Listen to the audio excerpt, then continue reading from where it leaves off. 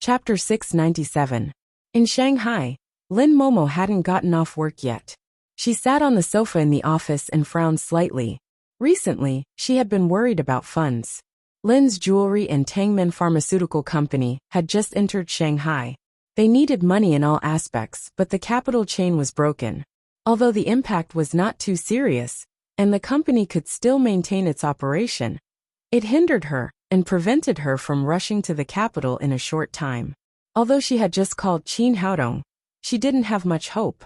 After all, the amount of funds needed now was too large. At this moment the phone rang. She grabbed the phone and glanced at it casually.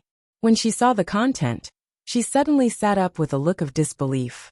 In such a short time, 1 billion yuan had been transferred to her account, and the source was from the capital. Where did he get 1 billion yuan in such a short time? She quickly dialed Qin Haodong's cell phone again. Haodong, I suddenly received 1 billion yuan on my cell phone. What's going on? I asked someone to call it, Qin Haodong said. I'm at the auction house in the capital. It's just the first payment. There will be more money coming in later. How many elixirs did you sell? 9. I just sold 9 elixirs. What? 9 elixirs sold for so much money? Lin Momo was shocked. The profit margin was too high. If selling elixirs could make so much money, why would he open a company? He could casually sell a batch of elixirs, and he could get tens of billions. What's the fuss? My elixirs are worth this price. Qin Haodong's elixirs were made with 5,000-year-old medicinal materials, and were extremely precious. If it weren't for the alien demon, he would have been reluctant to sell them in order to help the 7 great families. After all, 5,000-year-old medicinal materials were absolutely non-renewable resources. After he hung up the phone, the auction house had already begun to bustle with noise and excitement. When the news just spread out, the patriarchs of the 7 great families of the imperial capital could not sit still.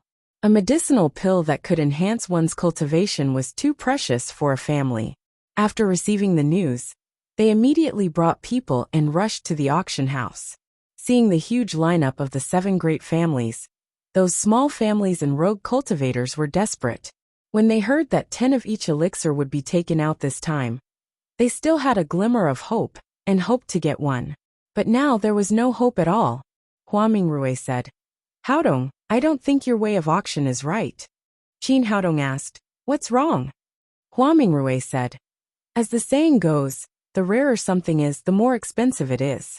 You should sell these elixirs separately, and only sell 1 or 2 a day, so that they can be sold at a high price. If you take out more than 30 at a time, I'm afraid the price won't be much higher than before. I didn't expect that. Qin Haodong looked at Hua Mingrui and smiled. Money is enough. There's no need to sell it at such a high price. He naturally understood that the rarer something was, the greater its value. However, making money was only one of his purposes. In addition, he also wanted to help the 7 great families. So he would not use the method that Hua Mingrui suggested. He naturally understood that the rarer something was, the more expensive it was. However, making money was only one of his purposes. In addition, he wanted to help the 7 great families. So he would not use the method that Hua Mingrui had suggested. Because his elixirs had caused a great impact, most of the other items at the auction were closed hastily. When all the people from the 7 great families arrived, the auction of the elixirs began. As Hua Mingrui had predicted, although Qin Haodong took out 10 big strengthening elixirs, 10 energy-gathering elixirs, and 10 spirit-culturing elixirs at a time, the price of the auction was only a little more than before.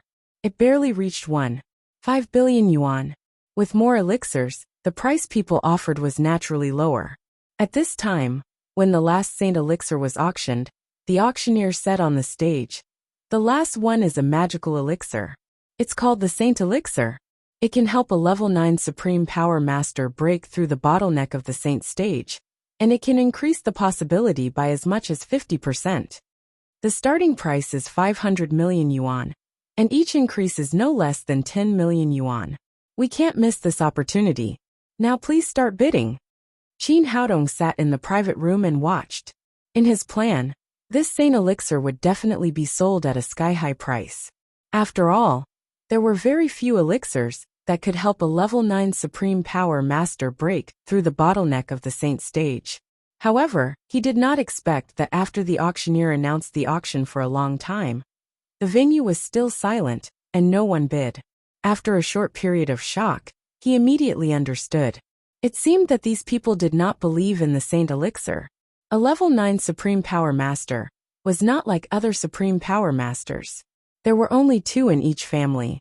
If something really happened to one of them, and his strength was damaged, he would immediately become the last of the 7 great families.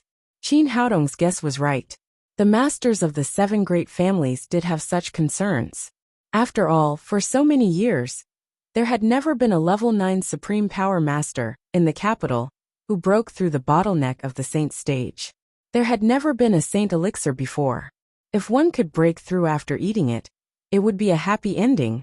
But what if it caused qi deviation? Losing a level 9 Supreme Power Master was a pain that no family could bear. There was a long silence. At this moment, Qin Zhanao raised the number plate in his hand and said, "I bid 500 million yuan." After he called out the price, the others immediately looked over. The other 6 aristocratic families were all whispering to each other. Everyone was also very curious about the effect of this Saint Elixir. Since the Qin family was willing to take the risk, they would let him take it. Based on this idea, no one else bid after Qin Zhanao bid. In the end, the Saint Elixir fell into the hands of the Qin family at the starting price. Qin Haodong shook his head slightly. Ignorance was really terrible. Such a precious elixir had almost been sold. But no matter what, he had just sold it for 2 billion yuan. And the purpose of raising funds had been achieved. After the auction, Wu Mufeng ran into the private room with a happy face. He looked at Qin Haodong with great respect, as if he was looking at the god of fortune. The elixir was sold at a sky-high price of 3 billion yuan in one night, and the auction house alone took a total of 500 million yuan. With such a high profit, the bonus given by the company was enough to make him laugh even in his dreams. "Mr. Qin, would you like to pay in cash or by bank transfer?" Qin Haodong took out a bank card and handed it to him, saying, "Transfer 2 billion yuan to the account just now, and then transfer another 500 million yuan to this card." "Okay, Mr. Qin. I'll handle it for you right away." Wu Mufeng was very efficient. It only took him a few minutes to transfer the 2 funds. Qin Haodong and the other 2 walked out of the auction house. Wei Yanran looked at him with admiration in her eyes. "Haodong, should we go now?" From the beginning to the present, she had been thinking about eloping with the man in front of her.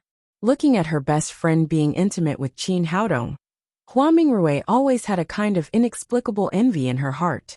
Although she tried her best to restrain this feeling, she could not control it at all. Qin Haodong said with a smile, "Don't worry. Miss Mingrui has helped me so much. I have to treat her to a midnight snack." He felt that it was not serious to call her Miss Hua, so he changed it to Miss Mingrui. Hua Mingrui said, "Haodong, just call me Mingrui. And it's not a big deal for me to help you tonight. We're friends, so you don't have to be so polite. You've helped me so much. It's only right for you to have a meal with me. Tell me, where is the best food?" It was already midnight. Wei Yanran had not eaten at night, so she felt a little hungry. She said, "Let's go to the Taotai restaurant. The food there is delicious." "Okay, let's go there to eat." Hearing this name, Qin Haodong's heart skipped a beat. Wasn't this the restaurant that Han Wuji was going to use as a dowry for Han Jiyu today? Hua Mingrui did not want to be separated from Qin Haodong so soon, so she naturally had no objection. The 3 of them got into his car again and drove to the Taotai restaurant. After arriving at the restaurant, the 3 of them asked for a private room. After entering the room, Qin Haodong took off the hat and sunglasses on his face. It made him very uncomfortable to wear these things. Wei Yanran did the same. She took off the hat and sunglasses on her head and revealed her original face. The 3 of them called the waiter and ordered a few special dishes and a bottle of red wine. After the waiter finished writing down the menu, he turned around and walked out of the private room. The moment he opened the door, a young woman in her 20s happened to pass by the door. The woman glanced at the room inadvertently and immediately stopped when she saw Wei Yanran. She pushed the door open and walked into the private room. Yinran, I didn't expect to meet you here. I'm really surprised. The woman came to Wei Yinran's side as she spoke. It seemed that the two of them were very familiar with each other. Han Meilin, you're also eating here. Wei Yinran was obviously a little surprised to meet this woman. She looked a little nervous and a little unnatural. Hua Mingrui sat on the other side of Qin Haodong. She was very familiar with Wei Yinran and also knew the woman in front of her. She whispered in Qin Haodong's ear. This woman is from the Han family. Although she is also a direct descendant, she is not favored. She and Yinran are classmates, but their relationship is not as good as it seems. This woman is jealous of Yinran's appearance and talent. She is jealous of her status in the Wei family and the title of the three beauties in the capital. Every time we meet, she tries her best to ridicule Yinran, as if this can satisfy her vanity. Qin Haodong nodded slightly. He had seen too many people like this. They were not good enough, but they tried their best to belittle others. At this time, Han Meilin said to Wei Yinran with a fake smile. Yinran, I just heard that the Wei family has arranged a good marriage for you. As your old classmate, I really want to congratulate you. She said congratulations, but her face was full of sarcasm and gloating. Thinking of the marriage, Wei Yinran's face quickly turned cold. Han Meilin, what do you mean? I don't mean anything. Didn't I say that I'm congratulating you? After seeing Wei Yinran's reaction, Han Meilin seemed to be very happy. She said with a smile, I heard that the man already has a girlfriend. The dignified eldest daughter of the Wei family actually wants to be a concubine after marrying him. Even so, it seems that he is not very willing. He hasn't given a definite answer until now. Women are doomed. Yinran, we have been classmates for so many years. Should I be happy for you? Or should I feel sorry for you? Speaking of this, she sighed in a strange tone. It's not good for a woman to be too outstanding. She can't control her own fate. Maybe she will be taken away by her family for a marriage alliance. You! Wei Yinran was so angry that her whole body trembled. Although she was full of talent, it was obvious that she was no match for this mean woman in a quarrel. At this moment a cold voice said, You're right. Only outstanding and beautiful women can marry. An ugly woman like you doesn't even have the qualifications. Chapter 698. Although Han Meilin was not favored by the Han family, she used to be superior wherever she went because she was the eldest daughter of the Han family. Now someone publicly said that she was ugly, which was like stepping on a cat's tail. She immediately screamed, Who is it? Who dares to say that to me? After entering the door, she had been focusing on attacking Wei Yinran, and only noticed Qin Haodong next to her. After seeing the two of them holding hands tightly, she suddenly felt as if she had discovered a new continent. She screamed excitedly, Wei Yinran, you usually pretend to be a saint and say that you want to pursue art. But in the end, you still secretly keep a gigolo. Wei Yinran was shocked and was about to pull her hand back, but Qin Haodong held it tightly. Ugly people always make trouble. I am Yinran's boyfriend. What's wrong? Is there anything wrong with that? In fact, although Han Meilin was not a stunning beauty, she was not ugly. It was a pity that she was standing in front of Wei Yinran and Hua Mingrui. There would be no harm if there was no comparison. This was a well-known saying. Standing in front of these two stunning beauties, she looked much uglier. You gigolo, what right do you have to talk to me like this?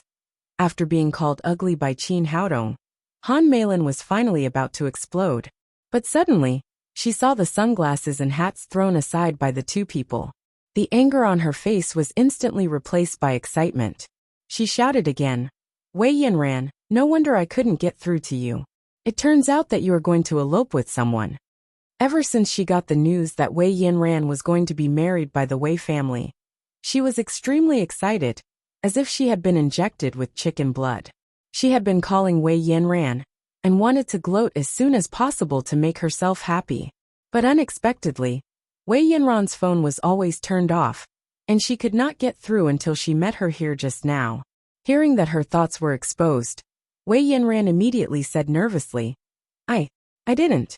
Han Meilin, don't talk nonsense. How dare you? Han Meilin was so excited that her cheeks turned red. She did not have time to attack Qin Haodong next to her, and said to Wei Yanran, "As the young miss of the Wei family, you're already engaged, yet you're still being intimate with a pretty boy here. I couldn't get through to you this afternoon, and I couldn't find you. You still haven't come home, and there are these hats and sunglasses next to you. Who would believe that you didn't elope? What does this have to do with you?" Qin Haodong frowned. This person was so annoying. He just came here to have a meal, but he didn't expect to meet such a big fly.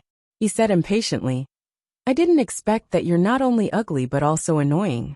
Get out of here, and remember to close the door. You're someone who relies on your face to make a living. How dare you talk to me like that?" After being ridiculed by Qin Haodong again and again, Han Meilin was furious. Her face became ferocious and horrible. "I'll tell you today that this has something to do with me, and it's a big deal. I'll report you to the Wei family later. If the Wei family finds out that you eloped with their young miss, they will definitely turn you into a eunuch." After saying so much, she seemed to be still angry. She turned around and shouted at Wei Yanran, "Aren't you the most favored young miss of the Wei family? Now you're going to elope with a pretty boy. I'll see how you're going to face others. When the master of the Wei family comes, I'll see how you're going to explain yourself. Maybe you'll be kicked out of the Wei family. Let's see how you can pretend to be one of the 3 beauties in the capital in front of me in the future." Qin Haodong shook his head slightly. It seemed that jealousy was really a terrible thing. It could actually burn a person like this. He really didn't want to see this hateful woman's performance. He stood up and kicked her out of the room. Han Meilin didn't expect Qin Haodong to be so fierce. He kicked her more than 10 meters away, and directly kicked her out of the private room. She got up at the door in embarrassment, pointed to the room and shouted, "Pretty boy, Wei Yanran, just you wait. The master of the Wei family is having dinner here. I'll go and report it now. I'll see where you can run to." After that, she ran to the side like a wisp of smoke. Seeing Han Meilin running away, Wei Yanran suddenly became nervous. She pulled Qin Haodong and said, "Run quickly. You won't be able to leave when my father comes." Qin Haodong said with a smile, "Why should I run? Even if I have to leave, we have to go together, and we'll leave after dinner." Wei Yanran was so anxious that she stamped her feet and said, "Haodong, you don't know how terrible my family is. If my father finds out about us, he will kill you. I'm a member of the Wei family. They won't do anything to me. Run quickly." Hua Mingrui also said nervously, "Yes, this is not the time to be brave. You'd better go quickly, or it will be too late." "I won't go," Qin Haodong said happily. "Don't be nervous. I'm here. Alas, I can't explain it to you in a short time." Hua Mingrui thought for a moment and said, "Well, the only way now is to say that you are my boyfriend, and have nothing to do with Yanran. I hope we can deceive the master of the Wei family." Wei Yanran could not care about anything else at this time. She nodded and said, "That's a good idea. When my father comes later, I'll say that you are Mingrui's boyfriend. Maybe we can get away with it." "Okay, I'll do whatever you say." Of course, Qin Haodong did not take Wei Jun seriously. At this time, the waiter began to serve the dishes. He said to the 2 of them, "Hurry up and eat. The dishes will be cold later." After that, he took the 2 girls to sit down at the table, picked up the chopsticks and began to eat. Wei Yanran and Hua Mingrui were usually calm and elegant, but at this moment, they were so nervous that they could not eat. They looked at the door from time to time, afraid that Wei Junce would suddenly appear. In a private room not far from them, Wei Junce, the master of the Wei family, Han Wuji, the master of the Han family, and Zhao Tsangqiong, the master of the Zhao family, were sitting together drinking. As soon as the auction was over, the 3 of them came here one step earlier than Qin Haodong. As the masters of the top aristocratic families, the relationship between the 3 of them was not like that of ordinary people. They were friends and enemies, partners and competitors. Everything they did was based on interests. The reason why the 3 of them got together today was that there was only one topic, and that was Qin Haodong, a new force in the capital. Han Wuji said, "I heard that the old fox Qin Jianao was arrogant today. He did not come in person, but sent Qin Feiyu a junior. As a result, the The relationship between him and Qin Haodong became very tense. Qin Zhanglong went to support his son and grandson. As a result, all three of them were shaved bald. They were so humiliated. Zhao Songqiong said, Qin Haodong is too strong. We can't compete with him at all. Wei Jun said. In contrast, the Chu family is more tactful and played the emotional card. I heard that Chu Xianyue has promised to go back to celebrate Chu Shanhe's birthday. Han Wuji said. Now the Tang sect is too strong. It's definitely not a wise move to fight against them. In contrast, our marriage strategy is very good. Zhao Songqiong said. It's a pity that Qin Haodong has not given us a clear answer so far. I don't know what he's thinking. Wei Jun said. What do your granddaughters think about this marriage? Do they agree? Zhao Songqiong said. Qinggu is very unhappy, but this is a big matter of the family. How can she, a junior, object? Han Wuji said. My granddaughter didn't say anything, but she has always been proud. I guess she must be very unhappy. But as Brother Zhao said, it's not up to them to decide this kind of thing. Wei Jun sighed. Wei Yanran's reaction was a little beyond his expectation. This girl sneaked out, and there had been no news of her. Even her phone was turned off. This was unimaginable before. Zhao Songqiong said, Master Wei, how is Yanran's reaction? As soon as he finished speaking, before Wei Jun could answer, the door opened and Han Meilin rushed in. Seeing that it was a member of the Han family, Han Wuji's face darkened and he said, How dare you? Who let you in? Grandpa, I have something important to tell you. Han Meilin was panting and looked extremely miserable. Her hair was disheveled, and there was a big footprint on her snow-white dress. Han Wuji said discontentedly, What's the matter? Can't you see that I'm entertaining guests? Grandpa, I just saw Wei Yanran. She is eating with a gigolo in the next room. It seems that they are going to elope after the meal. As soon as she said this, the expressions of the three people changed, and the atmosphere in the room became tense. Han Wuji and Zhao Songqiong both looked at Wei Jun. Wei Jun frowned. Although Wei Yanran opposed this marriage, she had always been clean, and had never been involved with any man. Why did she suddenly want to elope with someone? He said to Han Meilin. Are you mistaken? Impossible, Grandpa Wei. I have been classmates with Yanran for so many years. I can't be mistaken. I was talking to her in the private room just now, and look at the footprint on my body. It was kicked by that gigolo. That guy looks extremely arrogant. Speaking of this, Han Meilin's mouth was full of pride. Over the years, she had always been jealous that Wei Yanran was more outstanding than her, had a higher status than her family, and was more beautiful than her. Today, she finally found a chance to trample on her. As a member of a big family, she knew how much the 7 great families hated eloping. According to the family rules, Wei Yanran would not be able to make a comeback in this life. Maybe she would end up like Chu Xianyue and be expelled from the family.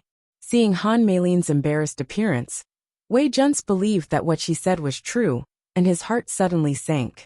He had just proposed to Qin Haodong, but his granddaughter ran away with him. If the news reached Qin Haodong's ears, who knew if he would bring 4 9th-level Supreme Power Masters to the Wei family? He could not afford the consequences.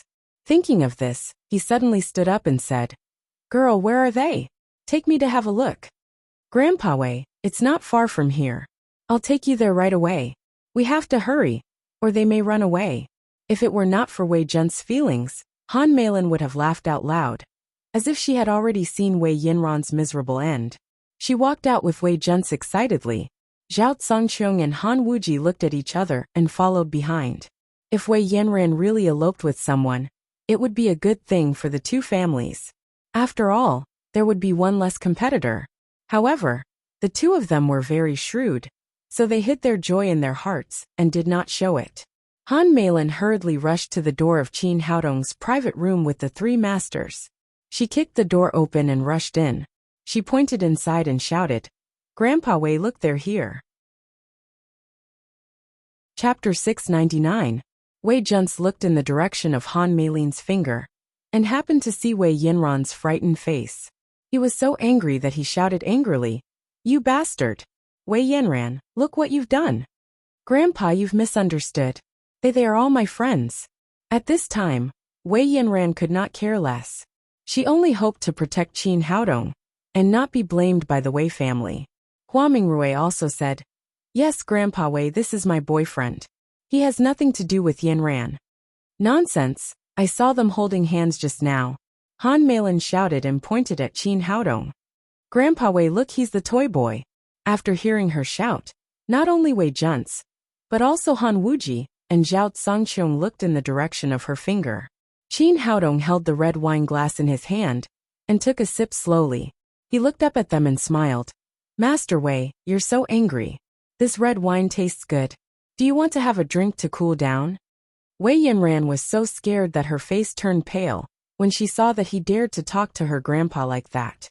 She had made up her mind that as long as her grandpa took action, she would protect Qin Haodong at all costs. At this moment, a scene that surprised her appeared. Originally, Wei Junce's face was full of anger, as if he was going to devour someone at any time. But now, as if he was performing a magic trick, his face was instantly full of smiles. He said happily, "Mr. Qin, I didn't expect to see you here. It seems that you and Yinran are developing well. I won't disturb you anymore." When he saw that the so-called eloper was Qin Haodong, Wei Junce was overjoyed. The joy in his heart could not be described in words.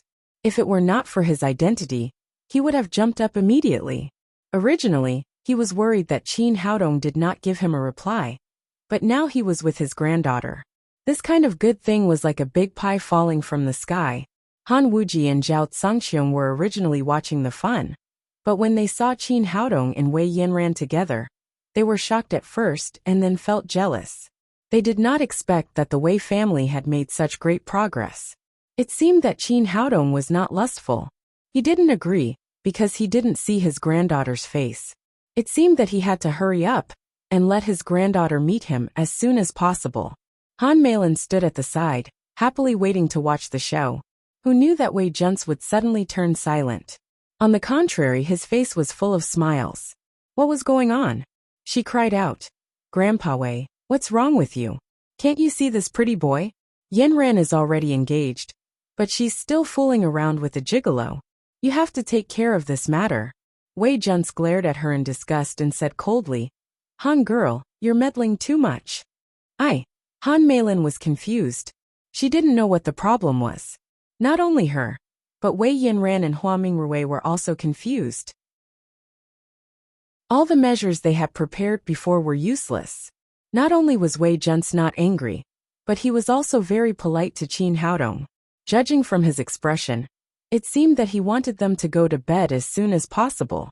At this time, Zhao Songqiong and Han Wuji could not stand behind.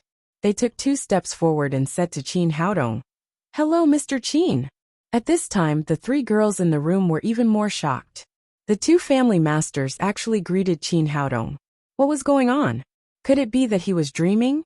The restaurant belonged to the Han family, and Han Wuji was the host. He said, "I didn't expect to see you here. Would you like to have a drink with us?" Qin Haodong raised his head, glanced at Han Meilin next to him and said to Han Wuji, "Master Han, is this woman from your Han family?" "Yes, Mr. Qin, this is one of my granddaughters." Qin Haodong said faintly, "Master Han, your granddaughter disappoints me. Not only is she ugly, but she's also very annoying. Is Han Jiyu like her?" "No, of course not." Han Wuji hurriedly promised. "Jiyu is the most outstanding girl in our Han family. She is beautiful, intelligent, considerate, and well-educated. She is 100 times better than Han Meilin." No, there is no comparison between the 2 of them at all. One is in heaven, and the other is on earth. Now he was afraid that Qin Haodong would break off the engagement in a rage, and then all the efforts of the Han family would be in vain. "Well then," Qin Haodong nodded and said, "but I don't want to see this woman in the capital again, and I don't want to have anything to do with her." "I understand, Mr. Qin. I will definitely make you satisfied." After saying that, Han Wuji immediately left the private room, followed by Wei Junce and Zhao Songqiong. After going out, he shouted at Han Meilin with a face full of anger, "You be asterisk starred, come here." "Grandpa." Han Meilin looked at Han Wuji in horror. She did not know who this young man was, and why her grandfather was so in awe of him. At the same time, She also had a bad feeling that she had poked a hornet's nest today. Han Wuji said with a gloomy face, "Don't call me Grandpa. From today on, you have nothing to do with the Han family." And immediately buy a plane ticket and disappear from the capital. Never come back. "No, Grandpa. I'm your granddaughter." Han Meilin was completely frightened. Although she was not very favored in the Han family, she was still Han Wuji's granddaughter. How could she be expelled from the Han family because of that gigolo boy's words? Moreover, she was not allowed to step into the capital for the rest of her life. This kind of punishment was too heavy. If she had known this earlier, she would not have dared to provoke Wei Yinran, let alone touch that gigolo boy. Han Wuji looked at Han Meilin with disgust. This ignorant girl almost caused a great disaster for the Han family today. In the face of the interests of the family, not to mention a granddaughter, no matter how important the person was, he waved to 2 bodyguards and said, "Drag her out. Don't disturb the distinguished guest's meal." Without saying a word, the 2 bodyguards dragged Han Meilin out of the hotel. The young lady of the Han family, who had just been thinking about how to trample on others, had now become a prisoner. The moment the door was closed, Wei Yinran and Hua Mingrui looked at Qin Haodong at the same time. They said in unison, "What the hell is going on?" Qin Haodong smiled, took Wei Yinran's hand, and pulled her to his side. "It's very simple. I'm the rough man you hate. Your grandfather came to propose marriage. Now I've decided to agree to this marriage. From now on you are my woman." I. Although Wei Yinran had some clues just now, she was still too surprised to speak.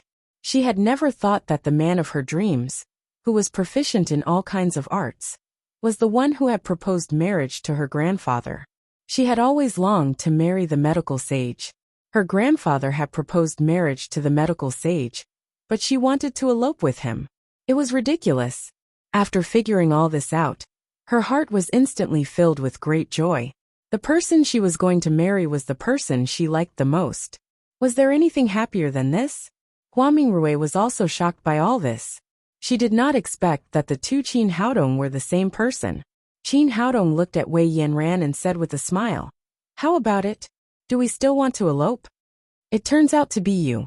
You bad guy, why didn't you tell me earlier?" Wei Yinran threw herself into Qin Haodong's arms and kept hitting his chest with her little fists. Qin Haodong patted her on the back and said, "Isn't it good? It's so exciting." "You bad guy, you almost scared me to death just now." Wei Yinran patted her towering chest and said, "It was true." At the moment when Wei Junce appeared, she thought that the love of her life was going to die.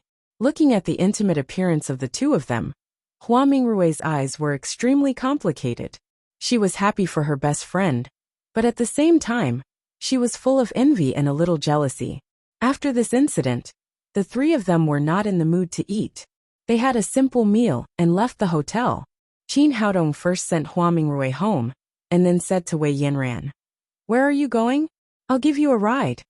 Wei Yinran said coquettishly, "I don't want to go. I want to be with you." "Aren't you going home?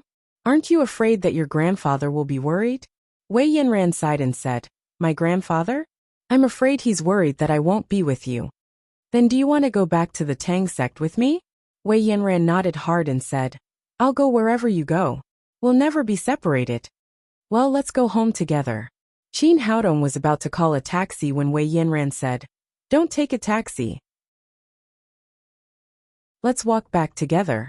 I used to be very envious when I saw other couples walking side by side on the street.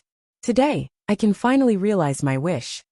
After that, she held Qin Haodong's arm tightly and leaned her head on his shoulder. She looked up at the vast sea of stars and sighed. "Life is so wonderful. I've always been eager to see you, but I didn't expect it to be in this way." Qin Haodong said with a smile, "Why did you object to this marriage before? Isn't it good to marry a 9th-level Supreme Power Master?" Wei Yinran said, "I don't like fighting and killing. What's the point of marrying a rough man?" Qin Haodong smiled mischievously and said, "In fact, it's good for a woman to marry a rough man. But we've never met before. I'm very curious. How do you know that I'm a rough man?" "You're a bad guy." Wei Yinran had never been made such a joke before. Her cheeks suddenly turned red, and she punched Qin Haodong in the chest. The two of them laughed for a while and Qin Haodong said, "In fact, art is beautiful, but strength is more important. Only when a person has strength can he win the respect of others and protect the things he wants to protect. For example, today, if I didn't have enough strength, I'm afraid I would have been a corpse by now. It's impossible for me to walk here with you. Similarly, if you have enough strength and you're a 9th level Supreme Power Master, you can control everything about yourself, including marriage. You won't become a tool for your family to unite by marriage." Wei Yanran nodded thoughtfully and said, "You're right. I didn't think so much before. It's a pity that I'm 20 years old now, and I've missed the best age to practice martial arts. It's impossible for me to improve my strength even if I want to." Qin Haodong held her in his arms, stared into her eyes and said, "If you want, I can help you in a very simple, funny and happy way." "Really? You're not lying to me, are you?" Wei Yanran blinked her big eyes and said, "I heard that practicing martial arts is very hard. How can it be as good as you say? Otherwise, there would be masters everywhere in the capital. I'm different. I can help you reach the 9th level Supreme Power Realm in a very short time," Qin Haodong said. "As long as you're willing to be my woman, everything else is not a problem." Looking at the handsome face in front of her, Wei Yanran said, "I'm willing. I'm willing to do anything for you." After that, she slowly closed her eyes. Qin Haodong naturally knew what he should do at this moment. He looked at the delicate red lips in front of him and kissed them hard. Chapter 700. It was already past midnight when they walked back to the Tang sect. They loved each other and Qin Haodong took Wei Yanran back to his bedroom without any hesitation. It was just an ordinary night for ordinary people. But it was not an ordinary day for Wei Yanran. In the past few hours, her dream had come true. She had completed the process of transforming from a girl to a woman. At the same time, she had also become a 9th level Supreme Power Master, from an ordinary person without any foundation. When it was time for breakfast, Qin Haodong took her hand and walked to the dining room. Nalan Wushuang and the others were surprised when they saw Wei Yanran. Yesterday, they had planned to let Qin Haodong pursue the 3 beauties in the capital and control the 3 great families. However, he had brought one back in just one night. Wasn't it a little too fast? Moreover, judging from Wei Yanran's unstable aura, the two of them had used the double cultivation initiation method and succeeded in their cultivation. At this time, Chu Xianyue just walked into the dining room. Qin Haodong introduced Wei Yanran to her and said, "Mom, this is Yanran, your daughter-in-law." Wei Yanran said shyly, "Hello, Auntie." Good, good, good. Child, sit down." Chu Xianyue knew Wei Yanran. She did not expect her son to succeed so quickly. Looking at the daughters-in-law in the dining room, she was so happy that she could not close her mouth. Qin Haodong introduced Wei Yanran to the others, and then said, "Yanran was just an ordinary person before, and did not know martial arts. Although she has the cultivation of the 9th level Supreme Power Master now, she knows nothing about martial arts. We need to help her in the future." "Hello everyone." Wei Yanran also stood up and smiled at the crowd. Chu Xianyue said, "This child is so beautiful when she smiles." After the meal, Yi Qing pulled Qin Haodong aside and said, "You're quite fast. I just created such an opportunity for you, and you brought her back." Qin Haodong said with a smile, "I can't help it. Your brother is too charming." "Don't be so smug." Yi Qing rolled her eyes at him and said, "I just contacted Director Chen of the Huaxia Museum. What did he say? Did he agree to my request?" Qin Haodong asked. Curator Chen said that as long as one of the 6 sculpted heads in your hands is genuine, he will agree to your request and let you see the sculpted heads in the museum up close. Qin Haodong said, "What are you talking about? The 6 bronze capitals in my hands are real. None of them are fake." Yi Qing said, "I don't understand this stuff. You'd better talk to the experts in the Huaxia Museum." After the discussion, Qin Haodong put all the 6 bronze heads into the box and rushed to the Huaxia Museum with Zhang Tinyu and the other 2 members of Daddy's security company. Chen Dongxu was the curator of the Huaxia Museum. Yi Qing called him in the morning and told him, that his brother was going to donate 6 bronze sculpted heads. As everyone knew, 8 of the 12 bronze heads were originally in Huaxia. Some time ago, Jiangnan donated a sheep head. Now there was a dragon head in Taiwan. And the other 8 were kept in the Huaxia Museum. How could her brother still have 6 bronze heads of the 12 zodiac animals? Wouldn't that make it 15 bronze heads of the 15 zodiac animals? Therefore, in Chen Dongxiu's view, Yi Qing's brother was either playing to the gallery or being cheated. None of the 6 sculpted heads in his hands was genuine. However, the Haodong Group was a first-class financial group in Huaxia. His son was about to graduate from college and was going to work in the Haodong Group. Therefore, he stayed to receive Yi Qing in person.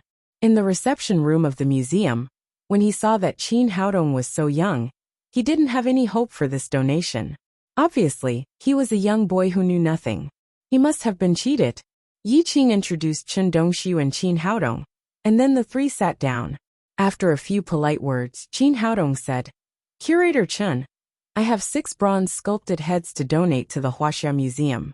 Please ask an expert to check them." "There's no need to ask an expert. I can identify ordinary antiques." In Chen Dongxiu's view, there was no need to ask a museum expert to identify these things. He added, "Little Qin, I'm a few years older than you, and I know more about antiques. You must be careful when you first enter this industry, or it's easy to buy fake antiques. But young people like you who always think about Huaxia are worth learning." Qin Haodong was slightly stunned at first, and then he understood. It turned out that this guy didn't regard the things he donated as genuine. He didn't say anything. It was a waste of time to argue about this kind of thing. He asked Zhang Tiniu and the others to put the boxes in front of Chen Dongxiu, and then they opened them one by one. As the curator of the Huaxia Museum, he did some research on antiques. Although he wasn't an expert, he could still tell the authenticity of ordinary antiques at a glance. At the beginning, he was completely careless. He reached out and took out a snake head from the box. When he checked it from head to tail, he became more and more serious. The snake head in his hand was perfect without any flaws. He couldn't help but be secretly surprised. Could it be that the fakes were so real now? Then he took out a bull's head and checked it carefully. There was also a bull's head in the Huaxia Museum.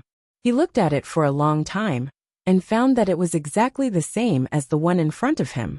Then he looked at the other 4 bronze heads of the 12 zodiac animals, but he still couldn't find any flaws. At this time, he had completely put away his contempt and shouted to a secretary next to him, "Xiaolu, hurry up and ask Dr. Shi to come here."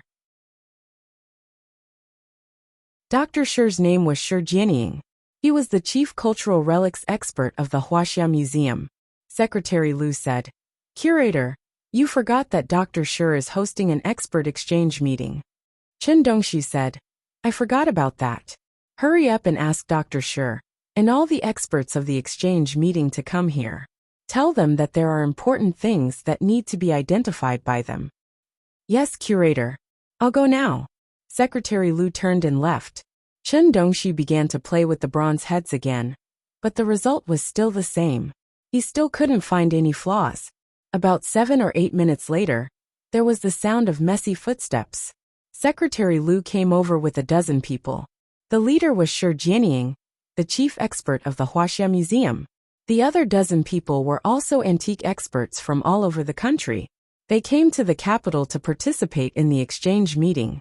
Chen Dongxiu stepped forward and said to the crowd, "There are 6 bronze heads of the 12 zodiac animals here. Please take a look at them." "Little Qin! Brother Qin!" With 2 surprised cries, 2 people came out of the crowd. One was Lu Qigong, a professor of cultural relics identification at the University of Shanghai, and the other was Guofeng, the director of the Antique Appraisal Center in Jiangnan. Qin Haodong didn't expect to meet them here, so he quickly stepped forward and greeted them warmly. Lu Qigong said, "Little Qin, I haven't seen you for a while. I didn't expect you to come to the capital. Su Hui has been very unhappy since you left. Call her when you have time." Qin Haodong had a headache when he heard that. He had owed too many love debts recently, so he didn't dare to provoke this little girl. So he secretly left Shanghai without saying goodbye before leaving. Guofeng took Qin Haodong's hand and said excitedly, Brother Qin, we haven't seen each other for a long time. I didn't expect to meet you here. Chen Dongshu came over and said, I didn't expect you two experts to know Mr. Qin. Mr. Qin is young and promising. These 6 bronze heads of the 12 zodiac animals were donated by him. Please appraise them. At this time, his impression of Qin Haodong had completely changed. He used to think that Qin Haodong was just an ignorant and incompetent rich second generation. Now it seemed that it was not the case at all. Guofeng said, Director Chen, these 6 bronze heads of the 12 zodiac animals were donated by Brother Qin? Chen Dongshu nodded and said, Yes, because the sheep head was personally handed over to the museum some time ago. Chen Dongshu was very respectful to him. Guofeng said, If it's donated by Brother Chen, then there's no need to appraise it. They must be authentic. Well, Chen Dongshu almost choked to death by his own saliva. If it wasn't a free donation, he would really think that Guofeng was hired by Qin Haodong.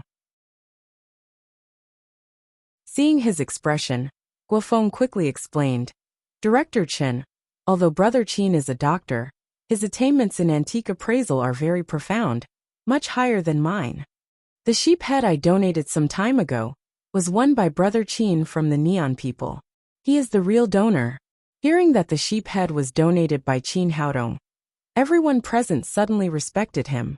To be able to donate such a collection worth tens of millions of yuan to the country for free, this kind of character was definitely worthy of respect. Chen Dongshu said awkwardly, But now Mr. Qin donated 6 bronze heads of the 12 zodiac animals. There are 8 in our museum, and 1 in Taiwan. There must be 3 fake ones, right? Guofeng said without hesitation. If I had to choose, I think Brother Qin's 6 must be real. Director Gua, I think we'd better appraise them first. It was Shi Jianying who spoke. If Qin Haodong's 6 bronze heads of the 12 zodiac animals were real, it meant that at least 2 of them in the museum were fake, which was equivalent to slapping the chief expert in the face. Qin Haodong said, No problem. Everyone, feel free to appraise them. After he finished speaking, more than a dozen experts present took out their magnifying glasses and white gloves and began to carefully appraise the 6 bronze heads of the 12 zodiac animals. Qin Haodong didn't care about it at all. He sat next to Yi Qing, drinking tea and chatting. Soon half an hour passed. These experts took turns to appraise the 6 bronze heads of the 12 zodiac animals at the same time. Chen Dongshu asked, How is it? Is the appraisal result out? Shi Jianying licked his dry lips and said in a dry voice, Director, the preliminary appraisal result is that the 6 bronze heads of the 12 zodiac animals have no flaws. They are probably authentic. He didn't want to admit this result, but he really couldn't find any flaws on the 6 bronze heads. He couldn't say that they were fake without any basis. Lu Qigong said, At present, if we want to identify whether these bronze heads are fake or not, we need other special tools. But one thing is certain, even if these 6 bronze heads are fake, they are definitely valuable fakes. After hearing the opinions of these experts, Chen Dongshu didn't dare to make a hasty decision. He said to Qin Haodong with some embarrassment, Mr. Qin, we need to further appraise these bronze heads to determine their authenticity. Qin Haodong said, It doesn't matter. Anyway, I've donated these things to the museum. Can you let me see the other bronze heads of the 12 zodiac animals first?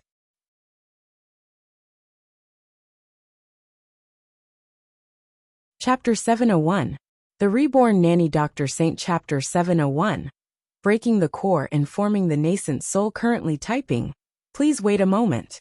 After the content has been updated, please refresh the page to receive the latest update.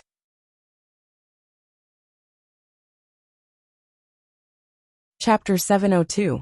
After that, Qin Haodong turned around and was about to leave. Ma Wenjue grabbed his arm and said, You're the medical sage.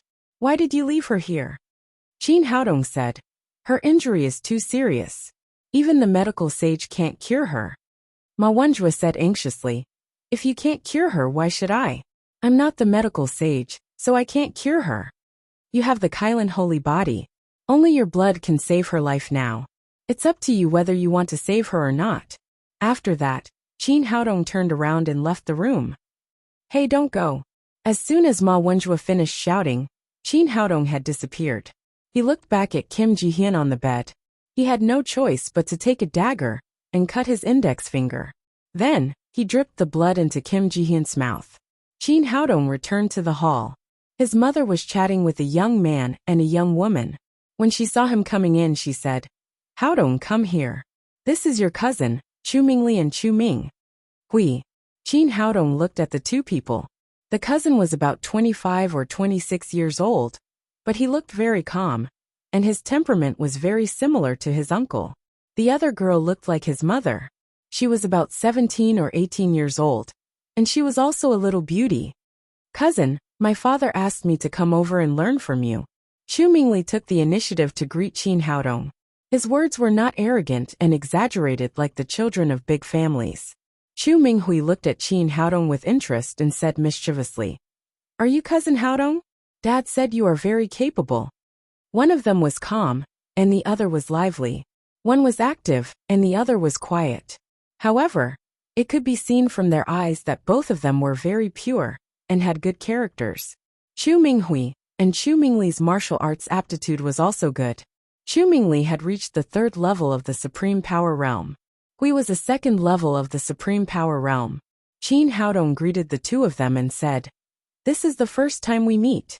I'll give you a gift." Chu Mingli said politely, "Cousin, you're welcome." Chu Minghui blinked her big eyes and asked, "Cousin Haodong, what good thing are you going to give me?" "You'll know soon enough." Qin Haodong greeted his mother, and then took them to a quiet room. He took out 6 energy-gathering pills from his pocket, and gave 3 to each of them. Cousin, eat these 3 pills now. I'll help you raise your cultivation." "Thank you, cousin." There was a flash of excitement and gratitude in Chu Mingli's eyes. Before he came here, Chu Xuanli had told him that his cousin's cultivation was so high that he would definitely get a lot of benefits after he came to the Tang sect. He did not expect that he would come so soon. Chu Minghui shouted happily, "That's great! Cousin, I like this method of taking medicine to improve my cultivation. Otherwise, it's too tiring and annoying to cultivate day after day."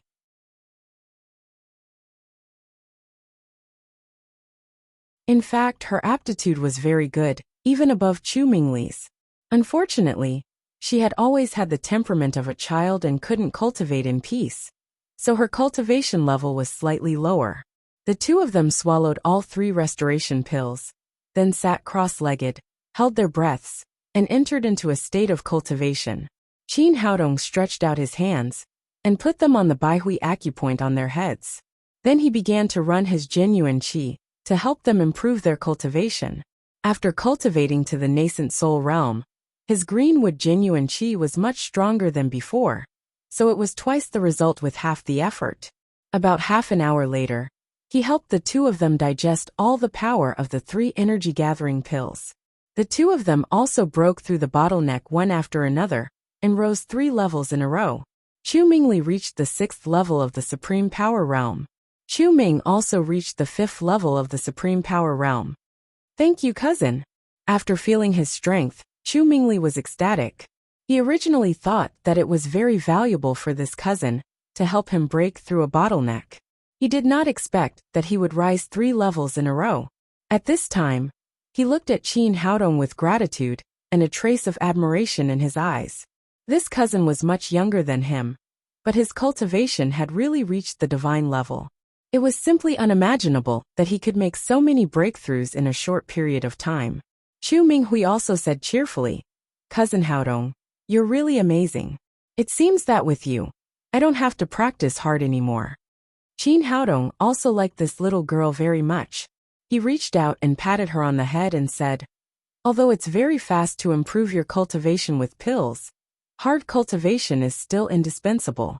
Otherwise, it's easy to cause your foundation to be unstable, so don't think about being lazy in the future." Chu Mingli said to his sister, "Did you hear that? Cousin Haodong has said so. Don't always think about opportunistic tricks in the future." The little girl stuck out her tongue and said, "I see. I'll listen to you in the future." Qin Haodong returned to the living room with the two of them. At this time, Hu Xiaoxian came over mysteriously and handed him a big red invitation card. Whose invitation is this? Hu Xiaoxian said with a smile. The beauty has an appointment. You'll know when you see it. Qin Haodong opened the invitation card. It was an invitation to a ball. The address was a place called Number 5 Mansion. The name of the name was Zhao Qinggu. How is it? Are you surprised? Are you happy? Hu Xiaoxian said with a smile. Zhao Qinggu loves to dance. She is known as Little Zhao Fian in the capital. You have to be careful this time. Qin Haodong smiled and saw that the time on the invitation card was 9 o'clock in the evening. It was just getting late, so there was still time. He put the invitation card in his pocket and walked out of the door. He took out his mobile phone to check the location of Number 5 Mansion. On the way, he passed by the Yin family's manor. He hesitated for a moment and decided to go to the Yin family, first to see how Yin Feifei was doing. His feelings for Yin Feifei were very complicated. On the one hand, based on a man's instinct, he had to be responsible for this woman. On the other hand, because of his parents, he always felt that Yin Feifei's identity was a little embarrassing. So he had never come to meet her. After returning to the capital this time, there had been no news of Yin Feifei. So he wanted to go to the Yin family to have a look. With his current level of cultivation, the Yin clan's defense was practically non-existent. Without alerting anyone, he quietly snuck into the manor. The Yin family's manor was very big. Qin Haodong did not know where Yin Feifei lived, but this was not a problem for him. Although he did not use the sword to fly, after his cultivation reached the nascent soul realm, the speed of the divine god's legs was amazing. Soon, he went around more than half of the Yin family's manor, and finally stopped in front of a 2-story building. He felt Yin Feifei's aura from this small building. At the same time, there were more than a dozen supreme power guards outside. It seemed that this should be the place where Yin Feifei cultivated in seclusion. After confirming that the person he was looking for was inside, Qin Haodong's figure disappeared from where he was and appeared in the small building a few seconds later. This small building was extremely clean and elegant. In the middle of the room, Yin Feifei was sitting cross-legged. The aura on her body was constantly changing. It seemed that she was breaking through the bottleneck of the saint stage. No wonder there had been no news of her these days. It turned out that she had been cultivating in seclusion. He stood there quietly and looked at Yin Feifei in front of him. Her delicate cheeks were extremely beautiful. It seemed that time had not left any trace on her. It was impossible to tell that she was a woman in her 30s. He used his spirit to feel her aura. Although Yin Feifei's aura was strong, there was still a little gap between her and the bottleneck of the saint stage. It was possible that she would fail again this time. It seemed that he still had to help her. Qin Haodong took out 3 spirit culturing pills and a saint pill and put them in front of Yin Feifei. Then he took out a pen and paper and told her what to pay attention to in breaking through the bottleneck. Finally, he signed off with the words "considerate man." After doing all this, he floated away. He believed that it would not be long before there would be one more saint stage master in the capital. Mansion number 5 was a private club belonging to the Zhao family.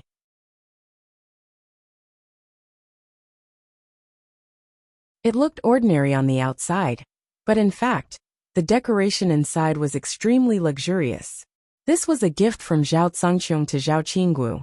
Zhao Qinggu also liked to stay here. She loved dancing and often held private parties here. At this moment, Zhao Qinggu was sitting in her room in a daze.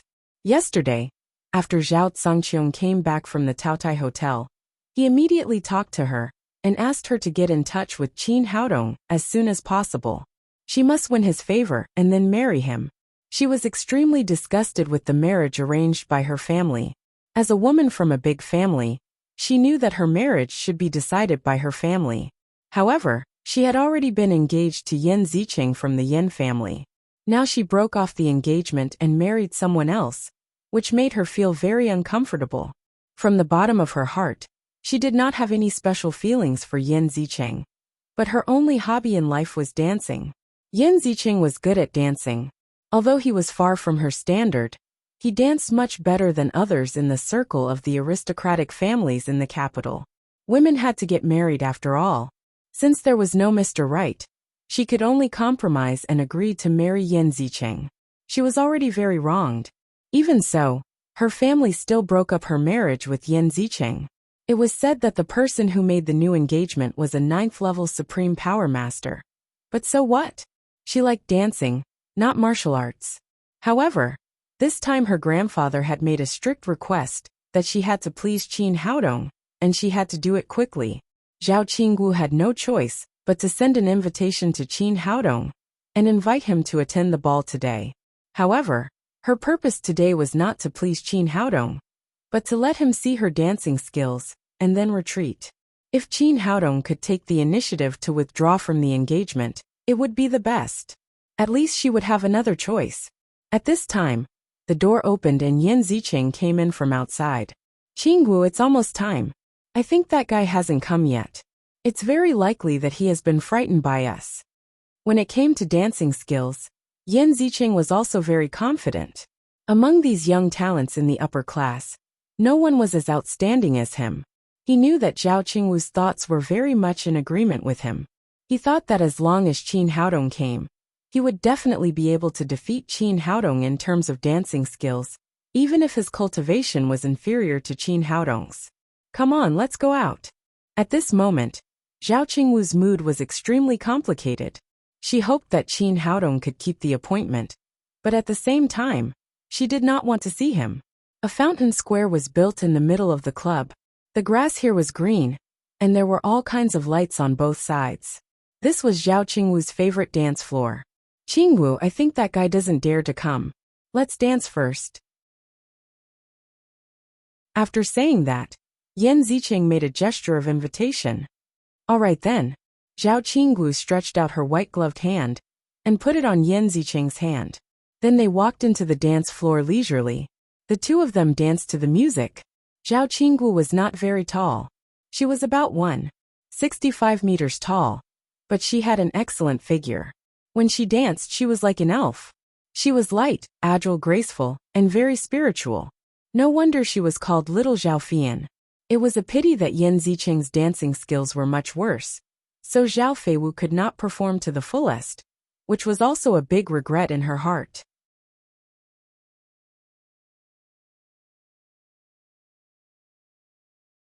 Chapter 703. The two of them had danced to a very high level, bringing a shocking sense of beauty to the audience. Today, Zhao Qingwu had invited many young people from aristocratic families who loved dancing here. After the song ended, these people cheered. Yan Zicheng's face was full of pride. In the whole capital, he was the only one who was qualified to be Zhao Qingwu's dance partner. However, there was a flash of loneliness in Zhao Qingwu's eyes. As a master who was very good at dancing, she had neither a good opponent nor an excellent dance partner. She could not be happy. As the saying goes, a master is lonely. That was how she felt now. When the two of them walked out of the dance floor, they suddenly saw a tall and straight figure standing beside them with a faint smile on his face. Zhao Qingwu's heart skipped a beat. Although she had never seen this person before, she could guess his identity. Qin Haodong was finally here. Yan Zicheng also saw Qin Haodong. His proud smile suddenly disappeared and his face turned into hostility. Hello, Miss Zhao. Qin Haodong smiled slightly. Seeing this handsome face, Zhao Qingwu could not help but be absent-minded. She had to admit that this person was too handsome, much more handsome than Yan Zicheng. But then she shook her head. What was the use of being handsome? What she pursued was the highest level of dancing. It was useless to be a handsome vase who could not dance. Before Zhao Qingwu could speak, Yan Zicheng said provocatively, Qin Haodong, you saw my dance just now. Do you dare to compete with me? Qin Haodong ignored him and turned to Zhao Qingwu and said, Miss Qingwu, are you lonely? After he said that, the people around him burst into an uproar. In their eyes, Qin Haodong's words were very frivolous. It was simply flirting. Yan Zicheng said angrily, Qin, what did you say? You're too noisy.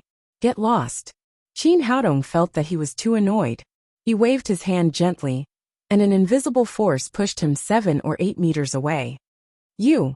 Yan Zicheng was so angry that his face turned red, but he did not dare to say anything. At this moment he was much sober. The person in front of him was a 9th-level Supreme Power Master. who was at the same level as his aunt Yin Feifei. He could not afford to provoke him. Zhao Qingwu's face darkened. She looked at Qin Haodong and said, "What do you mean? Are you showing off in front of me?" "I don't mean anything. I just don't like to be disturbed when I'm talking." Qin Haodong smiled and said, "Miss Qingwu, but I can see that you are not happy." Zhao Qingwu was shocked. She knew that only she knew her secret. Of her own. "You can dance?" Zhao Qingwu was shocked. She was the only one who knew her secret. How did this person see through it? "Are you saying that you can dance better than me?" Qin Haodong frowned, glanced at him and said, "Didn't Yan Fengwu teach you that it's impolite to interrupt others when they are talking? If you disturb me and Miss Qingwu again, I don't mind knocking out all your teeth." Yan of Yan Yin Yin Qingwu.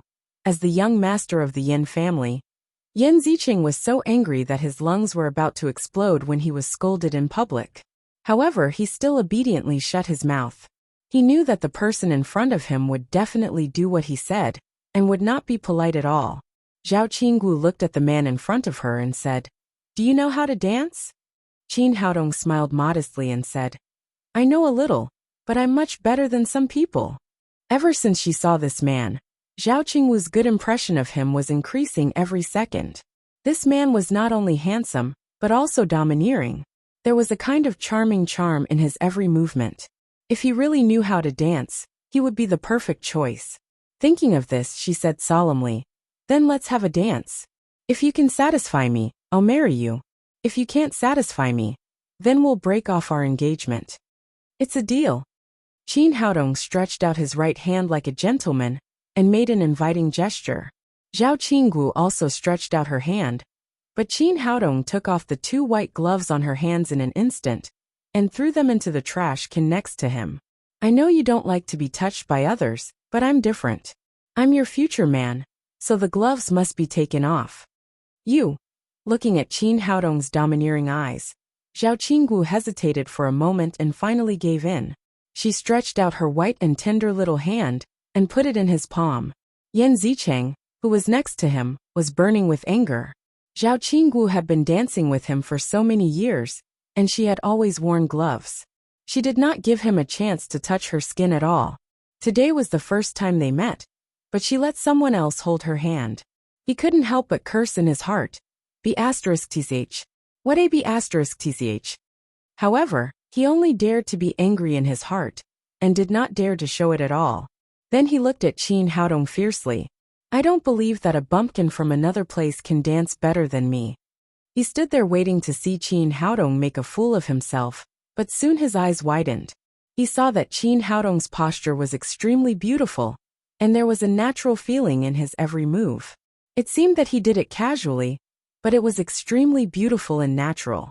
It was a perfect fit with Zhao Qingwu's beautiful dance. What the hell is going on? Has this bumpkin practiced dancing before?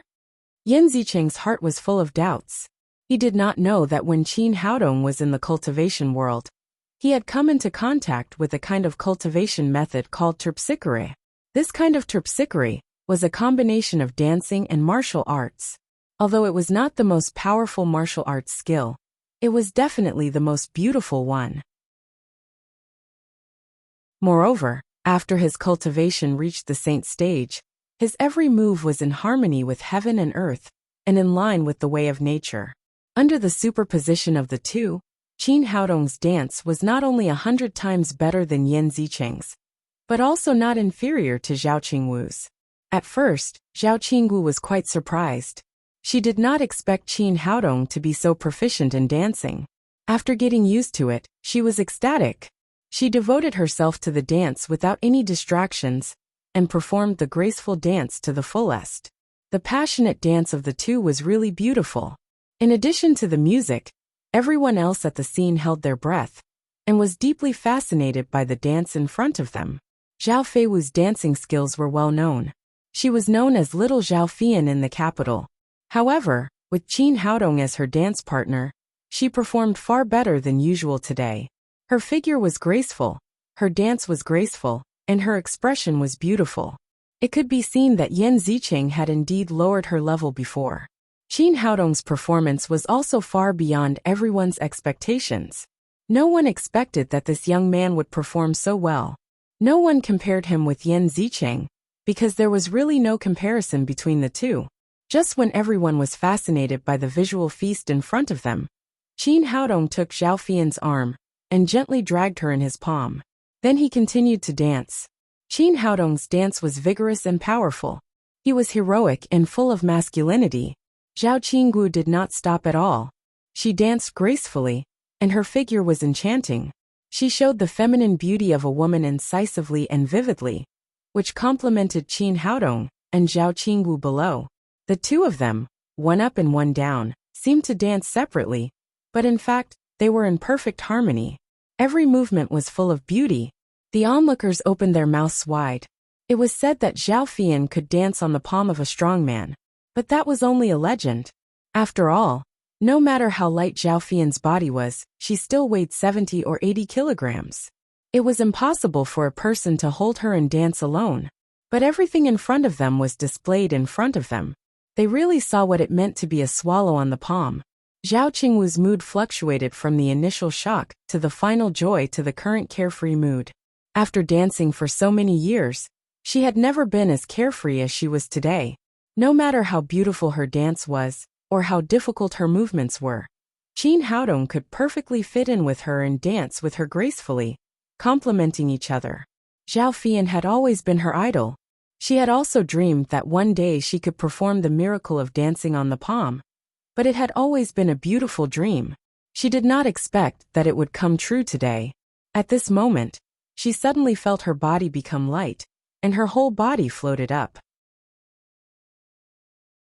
3 meters, 5 meters, and finally flew up to a height of more than 10 meters. Although she was shocked, she had inexplicable trust in the man she had met for the first time. She did not panic at all and still danced in the air. After throwing Zhao Qinggu into the air, amidst everyone's exclamations, Qin Haodong rose into the air and took Zhao Qingwu's slender hand. The two of them spun in the air and stretched out their dancing postures. Dancing with heaven and earth, and being in harmony with nature was the highest realm of dancing. Zhao Qinggu did not expect that Qin Haodong could take her to such a high realm. She had never reached such a height before, and now she was completely fascinated. The two of them were like two butterflies slowly flying in the air, slowly falling, and finally slowly landing on the ground. Qin Haodong gently held Zhao Feiwu's waist, and held her in his arms with one arm. They looked at each other, and could hear each other's breath. In this atmosphere and this artistic conception, if they did not kiss each other, they would feel sorry for the audience around them. Kiss, kiss, the onlookers cheered wildly, as if at this moment, this was what the two of them should be doing the most. Zhao Feiwu's cheeks were flushed. Through the dance just now, she had been completely smitten by Qin Haodong. She knew that she could never leave this man in this life. Looking at the handsome face in front of her, she slowly closed her eyes and moved her red lips, waiting for that moment to come. Of course, Qin Haodong would not be polite in front of the beauty. He hugged Zhao Qinggu and kissed her passionately. Let go of me. Yan Zicheng, who was next to him, could no longer control the anger in his heart. Even though he had an engagement with Zhao Qinggu, he had not even held hands with her in the real sense. Today, Zhao Qinggu saw Qin Haodong for the first time, and they kissed. How could he bear it? He was burning with jealousy. He rushed over desperately, and reached out to pull Zhao Qinggu. But before he could touch Zhao Qingwu's arm, Qin Haodong's big foot had kicked him in the lower abdomen. Yan Zicheng, like a kite with a broken string, suddenly flew out and then fell heavily on the lawn. Zhao Qinggu ended her first kiss. Her cheeks were flushed. She looked at Qin Haodong shyly, then turned her head and said to Yan Zicheng, who had just gotten up, "We have nothing to do with each other anymore. From today on, I'm Qin Haodong's woman." Yan Zicheng had just been hit physically, and now he was hit mentally.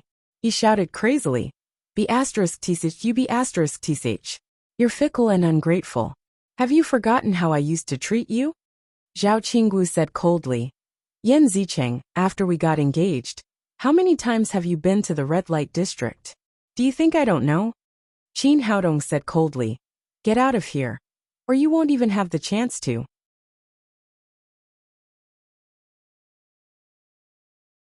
Chapter 704. Just you wait.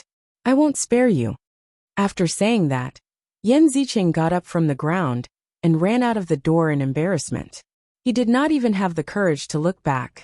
After he left, the others also knew that it was not suitable for them to stay here anymore. So they also left one after another. 2 minutes later, only Qin Haodong and Zhao Qinggu were left on the huge lawn. The two of them looked at each other affectionately. After a long time, Qin Haodong said, "How is it? I didn't let you down, did I?"